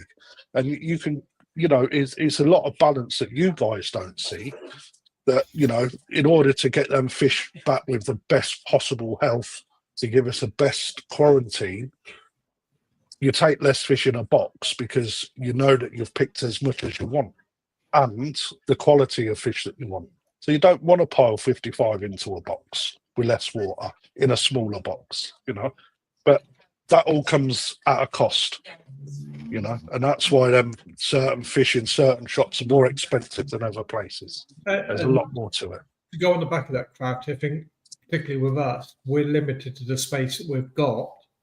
Mm. So we only want to have tanks full of good fish. Yep. You know, high grade or hand selected. So everything down there now is more or less hand selected. Well, more you than me, Matt, if I'm honest. I mean, I've got a big establishment where I can actually do a bit of everything.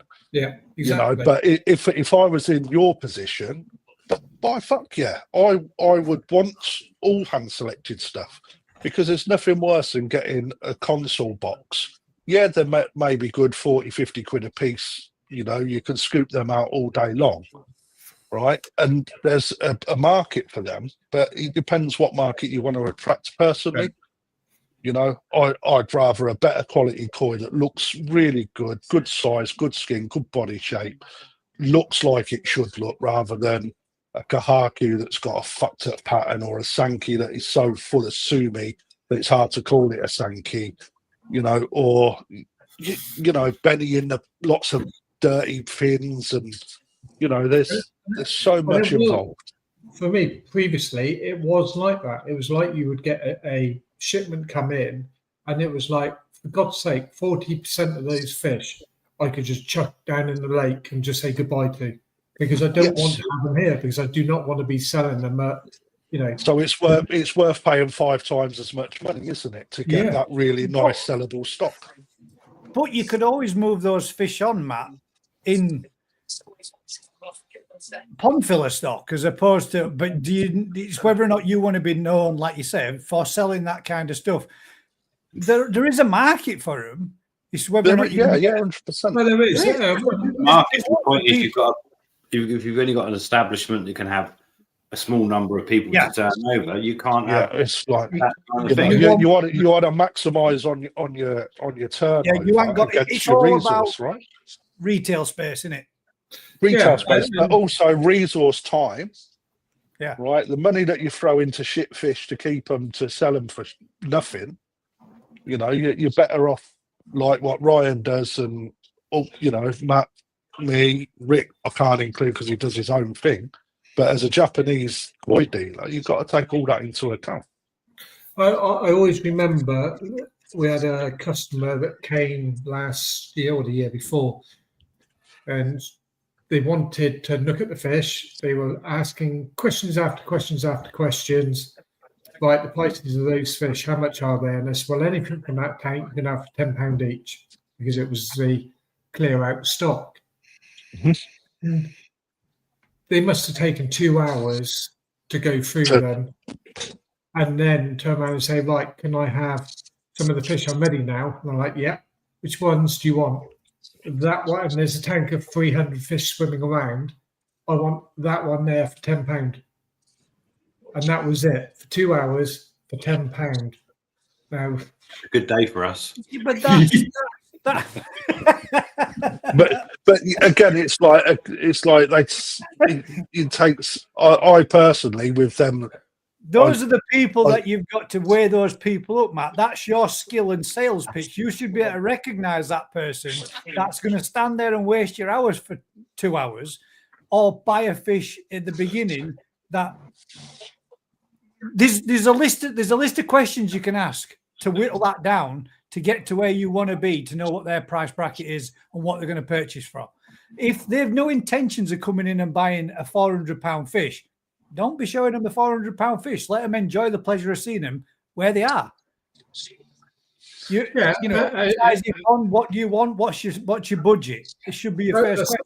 Yeah, and that's one of the questions you always ask when they come in is, you know, what are you looking for? No one ever wants to tell you it, though. No. Because I think that you're ripping them off. But there's another way you can turn around and say that to them. Look, I don't want to be offensive. I don't want to say this. I don't want to make you feel uncomfortable. What's in your wallet? How much cash you got?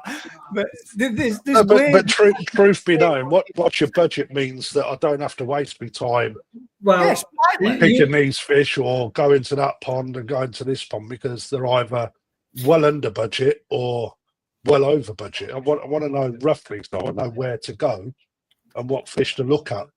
Well, you'll laugh at this one. So it was about 2 weeks ago. I had somebody phone up and he went, "Oh, hello. Is that Howie Koi?" And I went, "Yes, Howie Koi." Who was it, Rick? I said, Matt, you've got to stop him. You've got to stop. You've got to stop. How can I help?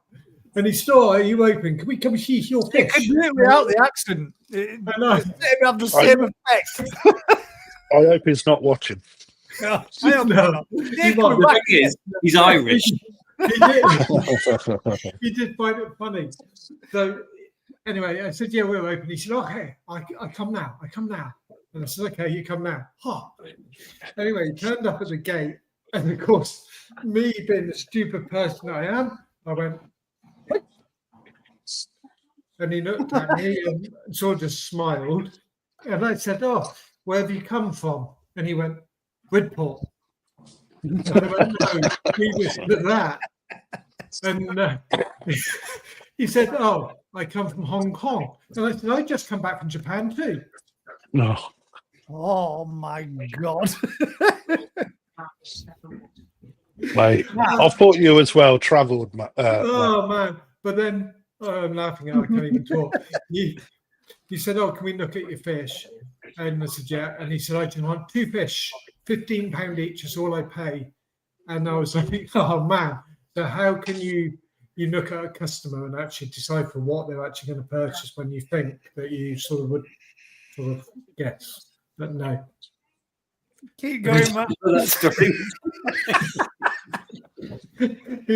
he was funny though. And I went like that, hi, and he went, thank you. Where does Tatashi? Yeah, that's it. How do you Tatashita. pronounce this now? Tatashita. I is pronounced with an E, mate, as an E. Tatashati, mate. Same. Tatishita. Tatashita, isn't it? Tatishita. There's Tatashita and then there's Tatagoy, right? Basically, no one's buying Tatagoy. We're all buying. Everyone buying fish in Japan buying. Not one single, well, nobody's buying Tatagoy, are they? Tatagoy means they're best of their best. And they ain't selling the best of the best. It doesn't. It doesn't. I mean, Tatagoy is a fish with a future. yes. Right. So your Tatagoy at the moment, guys, are the ones that. Listen. Right, a Japanese Tatagoy, a fish that they've got, they will sell, they can sell, and they do sell, but it's the fish that they have chosen for a future. All right. When they select out, they may select out, all right, from a Tatagoy pool, all right. The fish that they've selected as Tatagoy then become Tatashita once they've taken them out and they come from their Tatagoy pool. When you look at the Chupra, right, that's got their third tier. All right, they're the ones that they've selected out almost immediately that they're not even going to put anywhere other than for sale. Right, so Tatashita is their pool of fish that come from their original Tatagoy ponds, basically. Well, does it mean anything? Absolutely fucking not. But Tatagoy, right, has a meaning that can, right, so once I've selected my koi from Japan and I've got a pond of fish I don't want to sell, I want to see what they do, they then become my Tatagoy. Once you select them from my shop and take them home and see if you can do any with them, what you want, and you don't want to keep them, they become your Tatagoy. So Tatagoy, it sort of like follows a fish about, depending on what it is that you want. Although Tatagoy has been misinterpreted as a meaning a koi that will improve with time. The true meaning of Tatagoy is a koi that should or will be grown on with the hope of attaining future potential. And a koi with a future. Tatashita is exactly the same, but it's met its maximum potential and will not improve anymore. A fish without future. That's where it comes from. So that basically then Tatashita is a fish at its best at that point at time of sale. Yeah. And Tatagoy is a fish that believes can have a future and get better. I see Tatashita for sale, all right, that are labelled as Tatashita, and I don't mean from dealers, I'm on about fish that are for sale to me as a dealer and are labelled as Tatashita. But actually, when you look at them, you wouldn't fucking put the money in, and they generally carry a little bit of a higher price. Yeah. It's to me, I look at them and I think that a lot of the ones that I see labelled as it, and I can then see other fish that aren't labelled as that, greater bodies, greater potential, you know, and that's the thing. But they're almost finished, aren't they? Why would you buy a Tatashita Tosai then? I wouldn't, and No. I never will. I don't think. Because that fish isn't actually going to improve as an Nisai or Sanzai or anything. But you do. Well, because the problem with it is, again, it's not the translation. How many translation of it. Tatagoy go tits up, and how many fish that aren't in Tatagoy improve? Yeah, actually quite a few. Yeah. So and that's why I pick my fish to grow on, I sell a load, and then someone comes back with a photograph, goes, I got this for 10 quid, it's bloody amazing. I know of a Sankey that you did that with. yeah, up north koi. I'm going back to a different point, right? Crafty. Earlier we were talking about the size of fish. Yeah. That monster at Momentaro's, it's not just that fish. Over 20 years ago, their biggest Tosai, less than a year old, proper Tosai, less than 1 year old, 55 cm. Biggest Nisai, 73 cm. So that's going back over 20 years. So it's not 20 years. So it's not. So it's not a new thing at all. Biggest I think it's 4 centimeters sand size. I think it's what's readily available on the market at that size that's probably changed. Yeah, massively. But the point is, they were doing it, but when we were buying brood stock from them all those years ago, to those levels that are still talked about. So you're talking about a jumbo tosai. Yep. Well, 20 years ago, they were up to 55 cm. Now, anything 30 centimeters at a year old is pretty damn big, isn't it? Yeah, it's a lot of fish as well. You know, at tosai, it's a huge amount of fish. Yeah, to get it. So, and generally, most of those big fish are males at that early stages. But hey, just going back, changing the subject. No. I like the fact that you was researching that, Rick, while we was talking about Tatashita. In my head, it's in here. I knew it. How did you do that, Rick? Two things at once. Well, what I did is I stopped drinking for a minute. Talking drinking, how's Zoe this week? Does she not go to the pub? Someone's got to earn the crust, haven't they? We've got some koi to appreciate. Have we? What have we got? I had a nightmare finding Harawaki. Yeah, I never got that.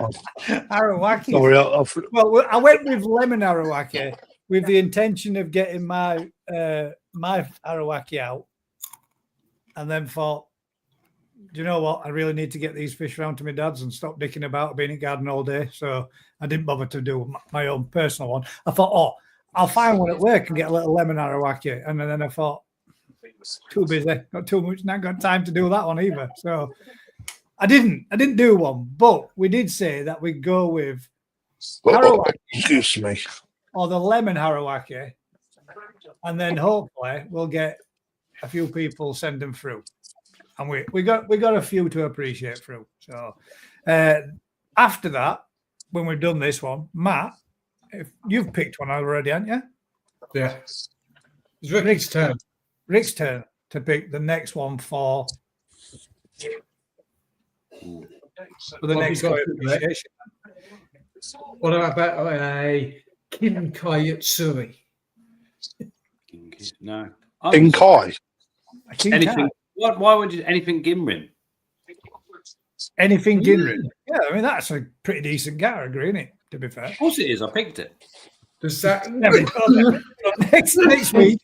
next week, just to make it real easy, it doesn't matter what the type of fish is. Any fish that you've got want to share with us, Ginrin related, whether it be Cadogin, Pearl Ginrin, normal Ginrin, whatever you want. Well, come on, Crafty, what's all the other types? I can't remember them all, but there's 3 of them anyway. I love the way you said, come on, Crafty.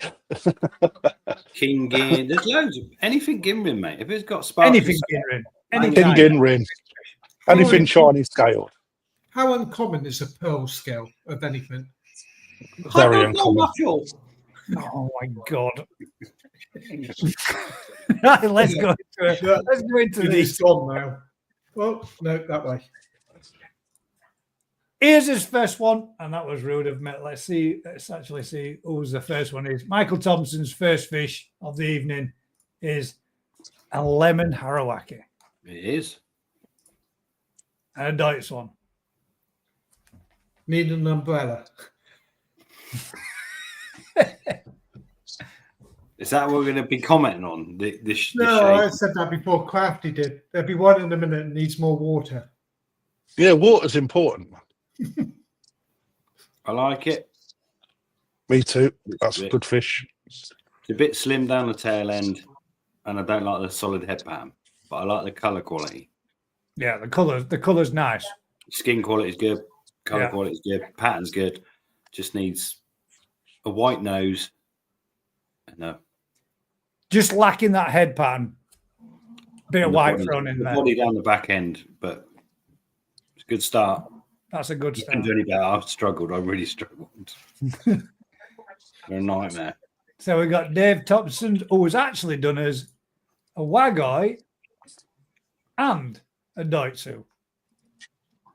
Deutsche don't count that. It's got black scales. Yeah, it's been disqualified, hasn't it? But the Gimrin one could win today and next week.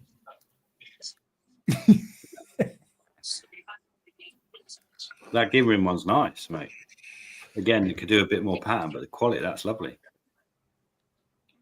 So 1 disqualification and a possible winner for this week and next. There you go. Why is it a disqualification though, Rick? Well, it's not a Deutsch, it's not a Kajaku. Yeah, sorry, it's a Kajaku rather than a Harawaki. I got thumbs up. I nearly tripped over my own tongue. Oh, look at that! Everybody got That's nice. Oh, that was nice. But that's disqualified. It's not. It's not within timescales. Gary Robson's. This looks like a nice one as well. That's very similar to mine, Gary. Obviously, yours is bigger than the one I've got. The way the gills lead into the body. I was just going to say that. The gills. The gills look a bit. Well, what would they be? The bit rolled. It's opening them too wide. Yeah. They don't fully close, do they? Alan will have a tab. They don't lead into the body in the right posture for correction for the deportment of the situation. Wow. There you go. Certain things you've got to look at. But yeah, Certain things you don't get a choice on when you get console. But yeah, unfortunately, quality that's lovely, but that's defect. Yeah, there. It's a shame because you spot that straight away, didn't you? You do when it gets pointed out about that person that's got it, never even realised that. It might be very disappointed. Sorry, Gary, but they said it, not me. Yeah, but when the quality, it's one of those, isn't it? The skin, everything about it's lovely, but it's just the way the gills open. Yeah. Ginrin Harawaki Ikarashi.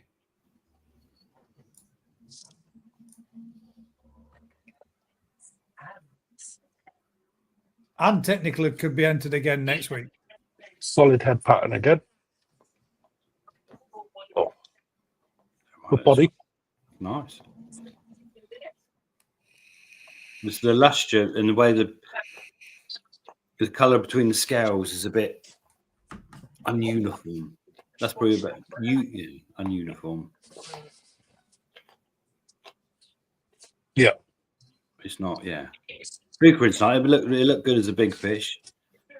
But yeah, you've got like the white between the yellow, the orange. Over the top of the spine there. Leading to the dorsal. Nice fish there. So that's when we talk about colour palette or plate. Yeah. To have that consistency in colour. Mark Newman.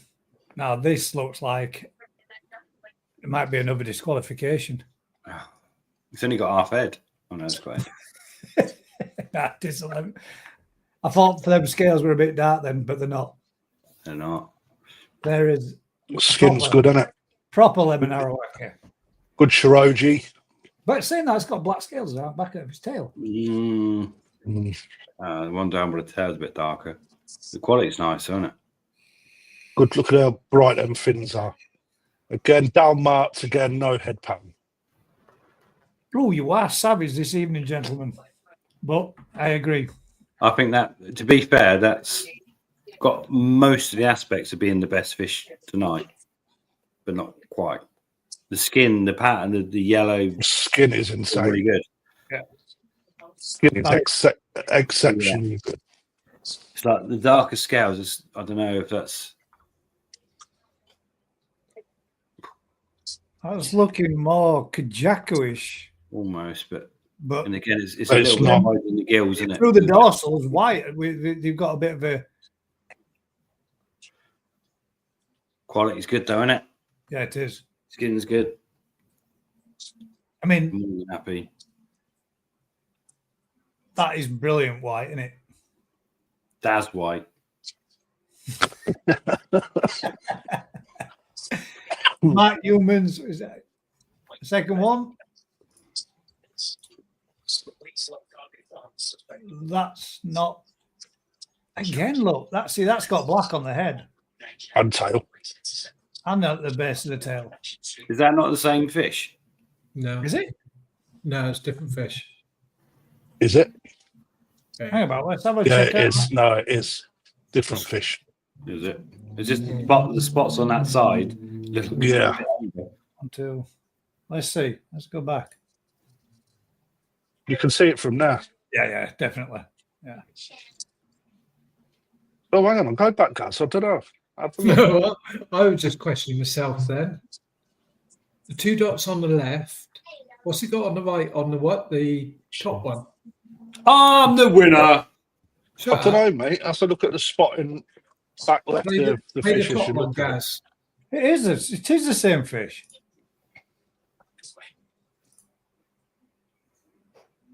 Like, it's the same fish. Look at the colour difference. Yeah. It is. And you know why?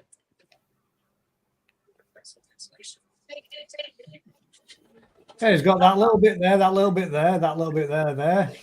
This patch here, that one there, big spot there, the next one down. It is the same fish.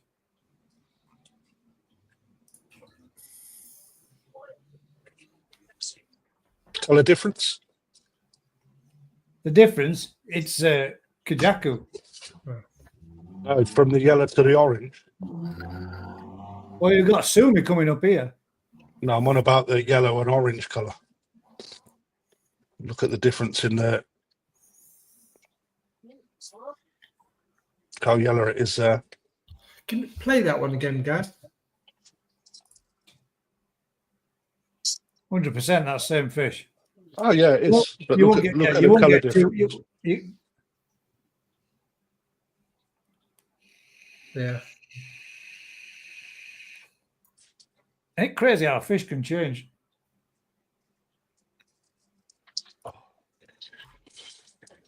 How orange that one is now. Yeah. No, it's Kajaku. And those are black scales.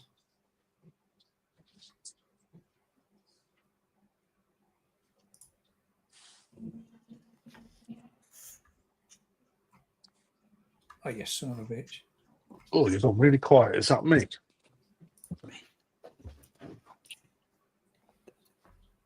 The same fish then.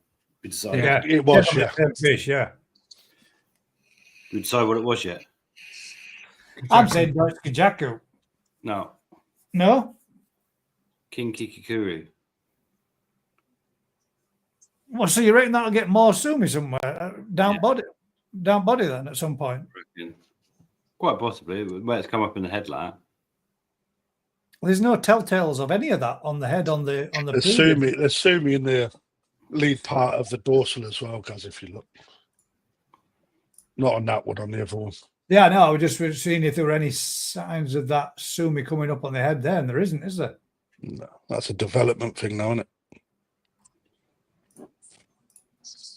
it? Do I get extra points for noticing it's the same fish?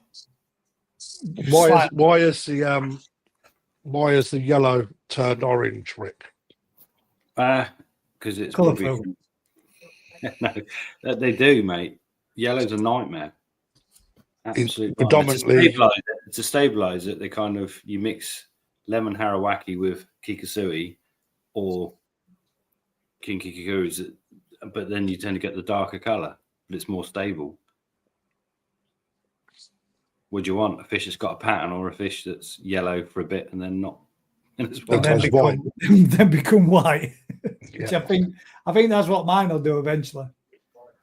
But that one there looks like it's either from Yoshigoi or Afuchi.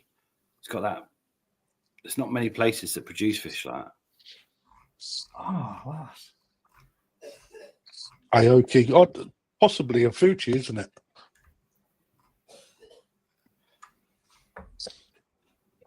Oh, Yeah. He's actually saying it there, isn't he, Mark? Too far. Yeah, he is. If we'd We just should have just read that from the bloody start. 2018, 36 cm in Japan as knee side, now 68 cm. but there you go. I didn't see that. Not even None that of us do we? Right. 40 cm Ginrin Harawaki and a 30 cm Deutsch Harawaki. We've seen them, Kajaku. have we? Yeah, we've Yeah, seen no, it. I'm just saying it's put in as a Deutsch Harawaki, but it's not, it's Kajaku. So, well, that's got to mean that I think that's actually all we've got. Well, mine. Not mine's terrible. Well, and yours, and one that Crafty's. Oh my God! All crafty, hang on. Crafty sent me in a postage stamp. That was small, that one there, mate. Yeah, but it was sent late. It would have won if it was sent on time. It could have possibly won if it came in on time. So now it takes. So we auction this one, Crafty. Do you want to auction it? I've already sold it. All right, that's no good, is it? See, I reckon as well. Oh, you've already sold it. I'll keep my mouth shut. I'm not going to say what I'm going to say. What about the spot on the head? Yeah, Potential that he was sold with a potential that may not stay. that's all I was going to say, mate. Exactly. Yeah, no. I'm Just transparent. because it's as small as what it is, and they have a tendency. Remember the one that I've got, that one that I got from Daz. That one had a pip on its nose, and technically, it'd not be Coochie Benny, it'd be Key Benny, Key Coochie, or whatever you want to class it as. A yellow lips, yeah, and that completely gone. And the pip on its nose completely gone, and now that's all that's left on it is how that's got that 3 steps. Mine's just got a loop all the way around to the back of the base of the head, and it loops all the way around. But it's got a break. You can see where my cursor is. It's got a little break here now, so I think it'll separate out and eventually completely drop off. And then I'll have a banger as well.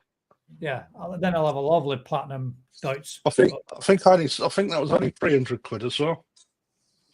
It is a nice fish, though, mate. No, it was nice. But as you don't own it, No, I just put it out there as a Damn. good quality fish. That was all.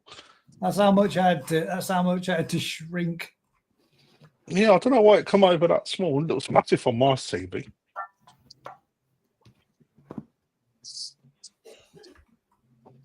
I made my post massive. Well, that's it. there ain't many out there.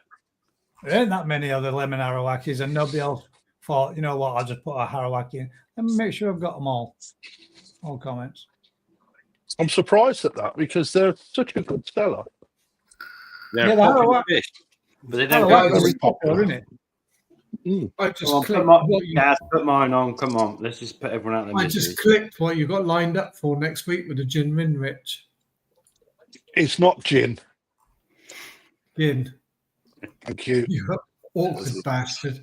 It's not lemon. No, Not lemon, but it's a Harawaki. but it's a Harawaki. There you go. Well, let's critique it then. It's bloody big now. What size is it, Rick? What size did it say? That's about 60 centimeters 5 years ago. It actually says it at the bottom, 60 cm. Bit pointy in nose. Yeah, well, that's because it's mouth open, isn't it? Is it? Yeah. Yeah, that's Well, probably then, 5 guys, keep years ago. going. That picture. That Keep fish going. is a monster. Big, No, I big don't want to do.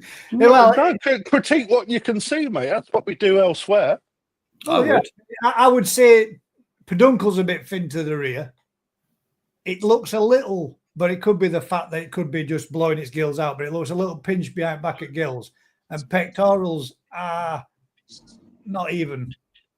Tail looks a bit small as well. The tail's small because the otter ate half of it. Oh, Really? Yeah. Really? The pecs are normal, but it's because of the angle of the fish. So is your photograph, is what you're saying? Yeah, well, I've had to scratch off another phone, Photoshop off another phone because I couldn't send it. But yeah, that fish, that's 200. So that's 4 years ago, that picture, and it's 60 cm there. How big is it now then?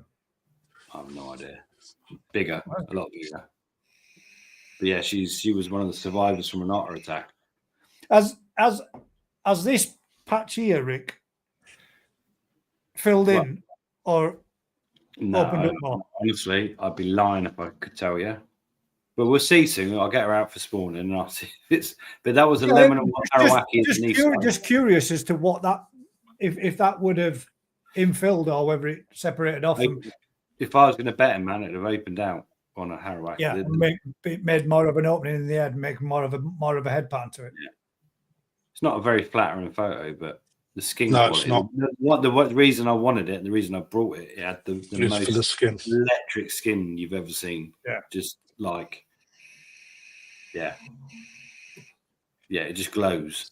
I'm 100% sure about saying the tail, but it literally has half of its tail eaten off by an otter. It was chewed up. Oh, bastards. Is that the otter one? Yeah. And that'd be that. It. But yeah, to be fair, my winner tonight is the Gimrin Wagoi one. You haven't seen mine yet. Well, Yours don't count, Matt. Late to the date. Yours don't count, mate. Oh, hang about. Oh. This is a late entry. Hang on a minute. This What's this not entry? right. To get, You clearly lost. He's just pulled this one off the internet. No, he actually showed us this last week, technically. So Off the internet. Not again. Criticize it. Picture's too dark. Picture's too dark. Don't do that fish any justice, number one. Scalation, nice. Pec fins are a little big. Pet fins, yeah, but they're not very elegant shape. But they're not that way either. That fish looks like it may have been starting to swim backwards. yeah, that pisses me off when they do that, man. Yeah, especially when you get them in reverse all the time. Yeah, and they will only go in reverse, and you go around the other end with the camera, and then they do it all over again, backwards. Yep. That's when you hit them on the head. You have to hit them on the head a bit then. Where's Who's that one? Customers. The other one's Customers, is it still with you? No, they've just sent it to me. That one's disqualified then. No, it's not on my entry. It's a customer that. Oh, the customer sent it to you to put in, Matt, yeah? Yeah, they couldn't share it. That old bullshit.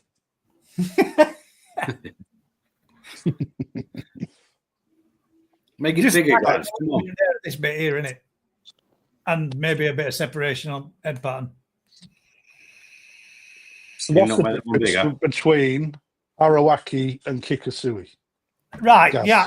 I'm so glad you actually said that, mate, because I was sat there driving to work of a day thinking, right, what is the difference between a Arawaki when an Arawaki starts off yellow, a lemon Arawaki, and then they orange up and become a Kikasui?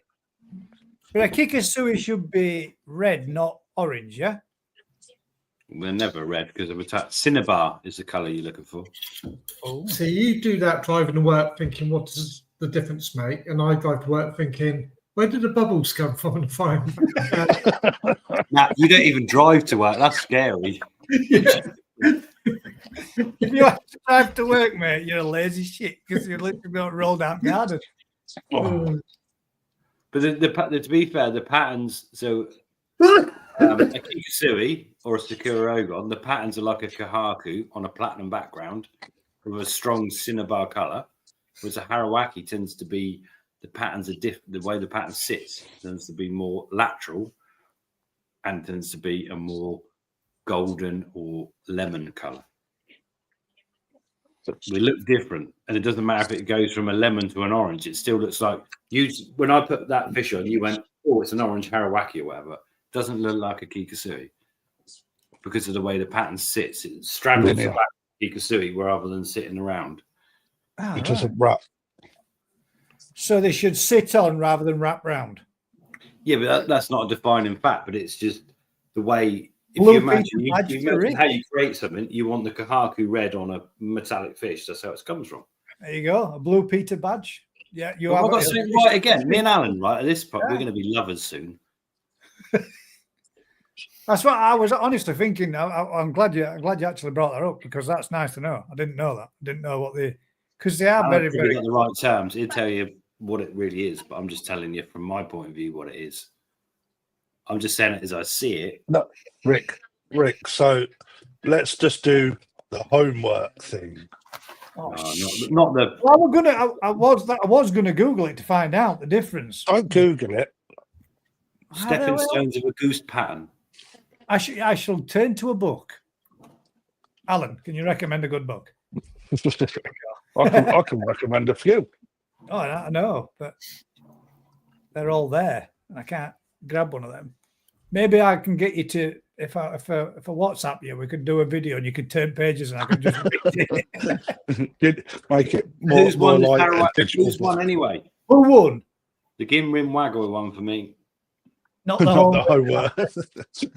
can tell where I've learned from. Are we saying Dave Thompson's?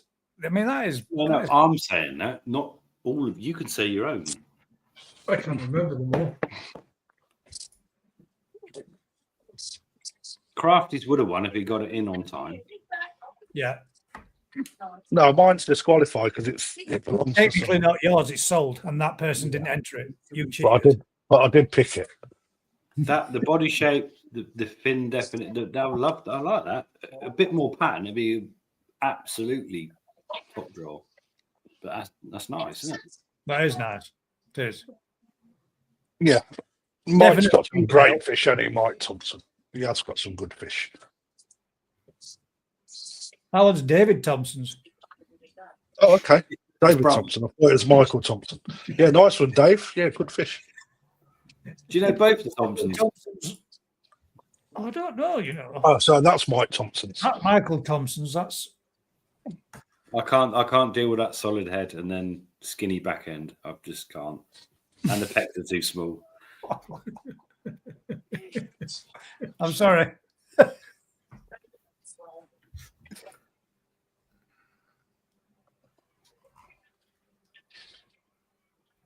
Yeah. I'd be a terrible judge, wouldn't I? No. You ought to volunteer to be a BKKS judge. I don't think it works like that, Matt. Just volunteer. They'll surely accept me. No, you can you can volunteer to be a trainee. You can't volunteer. You can't volunteer. Well, you can, but you have to still pass a paper, mate. You'll have to be a Yeah, I know. trainee. Go on, mate. Evening's winner then. So congratulations, Dave. Yeah. Yeah, that's That's banging. really nice to see in a Wago, isn't it, as well? Yeah, that is really good. Yeah, it is. Really nice fish. Is it really good or really good? Really, really. Technically, Dave, you could enter that next week again. But it'll probably win You again. could get a double bubble and win twice. It won't win again. I've got a winner for next week. Oh, here You we got to go. get it in on time, then, What do haven't you you? think, Win-Rin, to be fair? They're in a benching. They're in a benching whatever deadline. Yeah, there is. Before we start the show.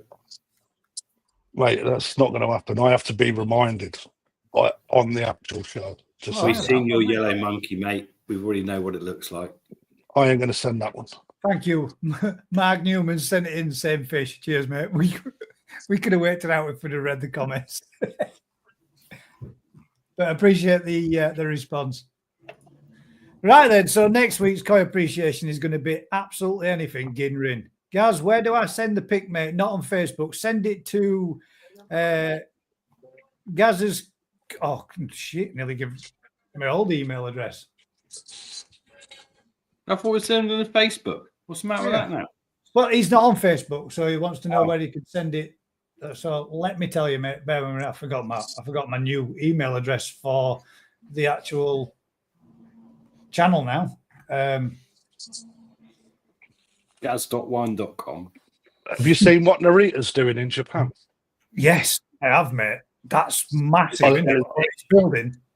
I 2 knew years about it in February, but it wasn't. Well, he didn't confirm it. But what's he put? 2,000 square meters, 2,600 square meters. You can send it to their jigs. A large warehouse inside 2 glass greenhouses, 28 ponds, 5 tons, 10 ponds of 15 tons, and 5 ponds of 25 ton. It will take about 2 years to complete. but a significant project that will greatly expand the business. Just outside of Nagaoka City in Niigata Prefecture, it's an area known exceptionally high quality groundwater, one of the best environments for koi, and we continue to, and they're going to give updates. But have a look on his Facebook page, and he's got all of it set out. That potentially is going to be great, but bad at the same time. Well, he already rules it, doesn't he? But the fact that he's going to be building such a large warehouse, let's call it a warehouse, in the north of Japan, means that he will soup up so many high quality fish and then sell them at a higher rate again. It's going to really, really decimate northern Japan, I think. One other quick thing to touch on before we wrap up for the end. It is VE Day today. Very Commemorations are taking place across the south of England to mark the 80 years since the victory in Europe. Not just the south of England, surely. Well, no, but Well, yeah. It's a bit north-south dividing it. You sort yourselves out, lads.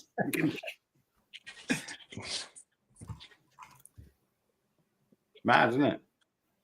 well, that's 80 years since. So I think that's something we all need to thank everybody for. The part of that Only one. those that took part. And thank God they did, eh? Like, Well, there ain't many of them left, is there, poor buggers?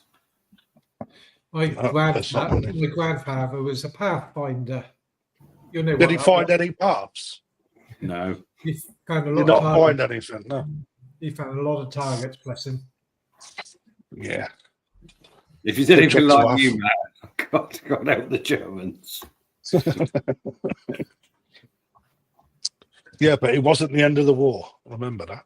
The war was still being fought. Richard's victory in Europe. Mate, I weren't there, Andy. Go on, Andrew. Thank you for your Appreciate it. service. Yeah, but at the end of the day, any serviceman needs your thanks because it could be today, it could be tomorrow, it could have been yesterday, couldn't it? I'd do it all again if I could. 100%.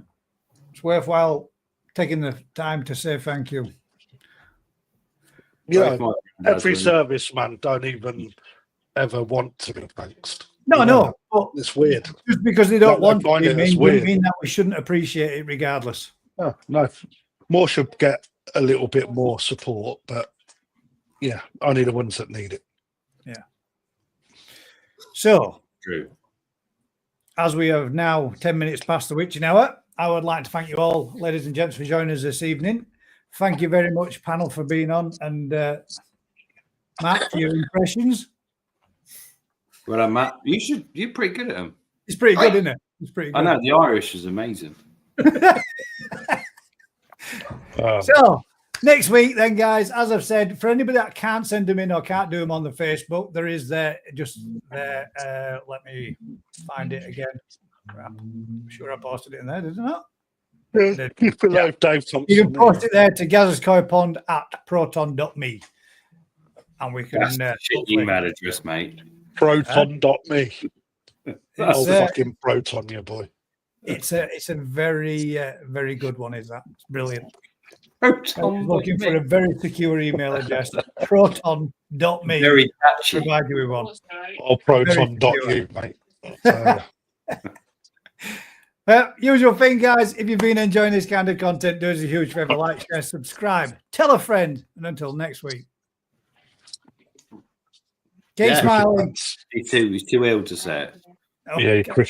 cricket bats. Cricket bats. Cricket bats. Fuck off. Good night, all.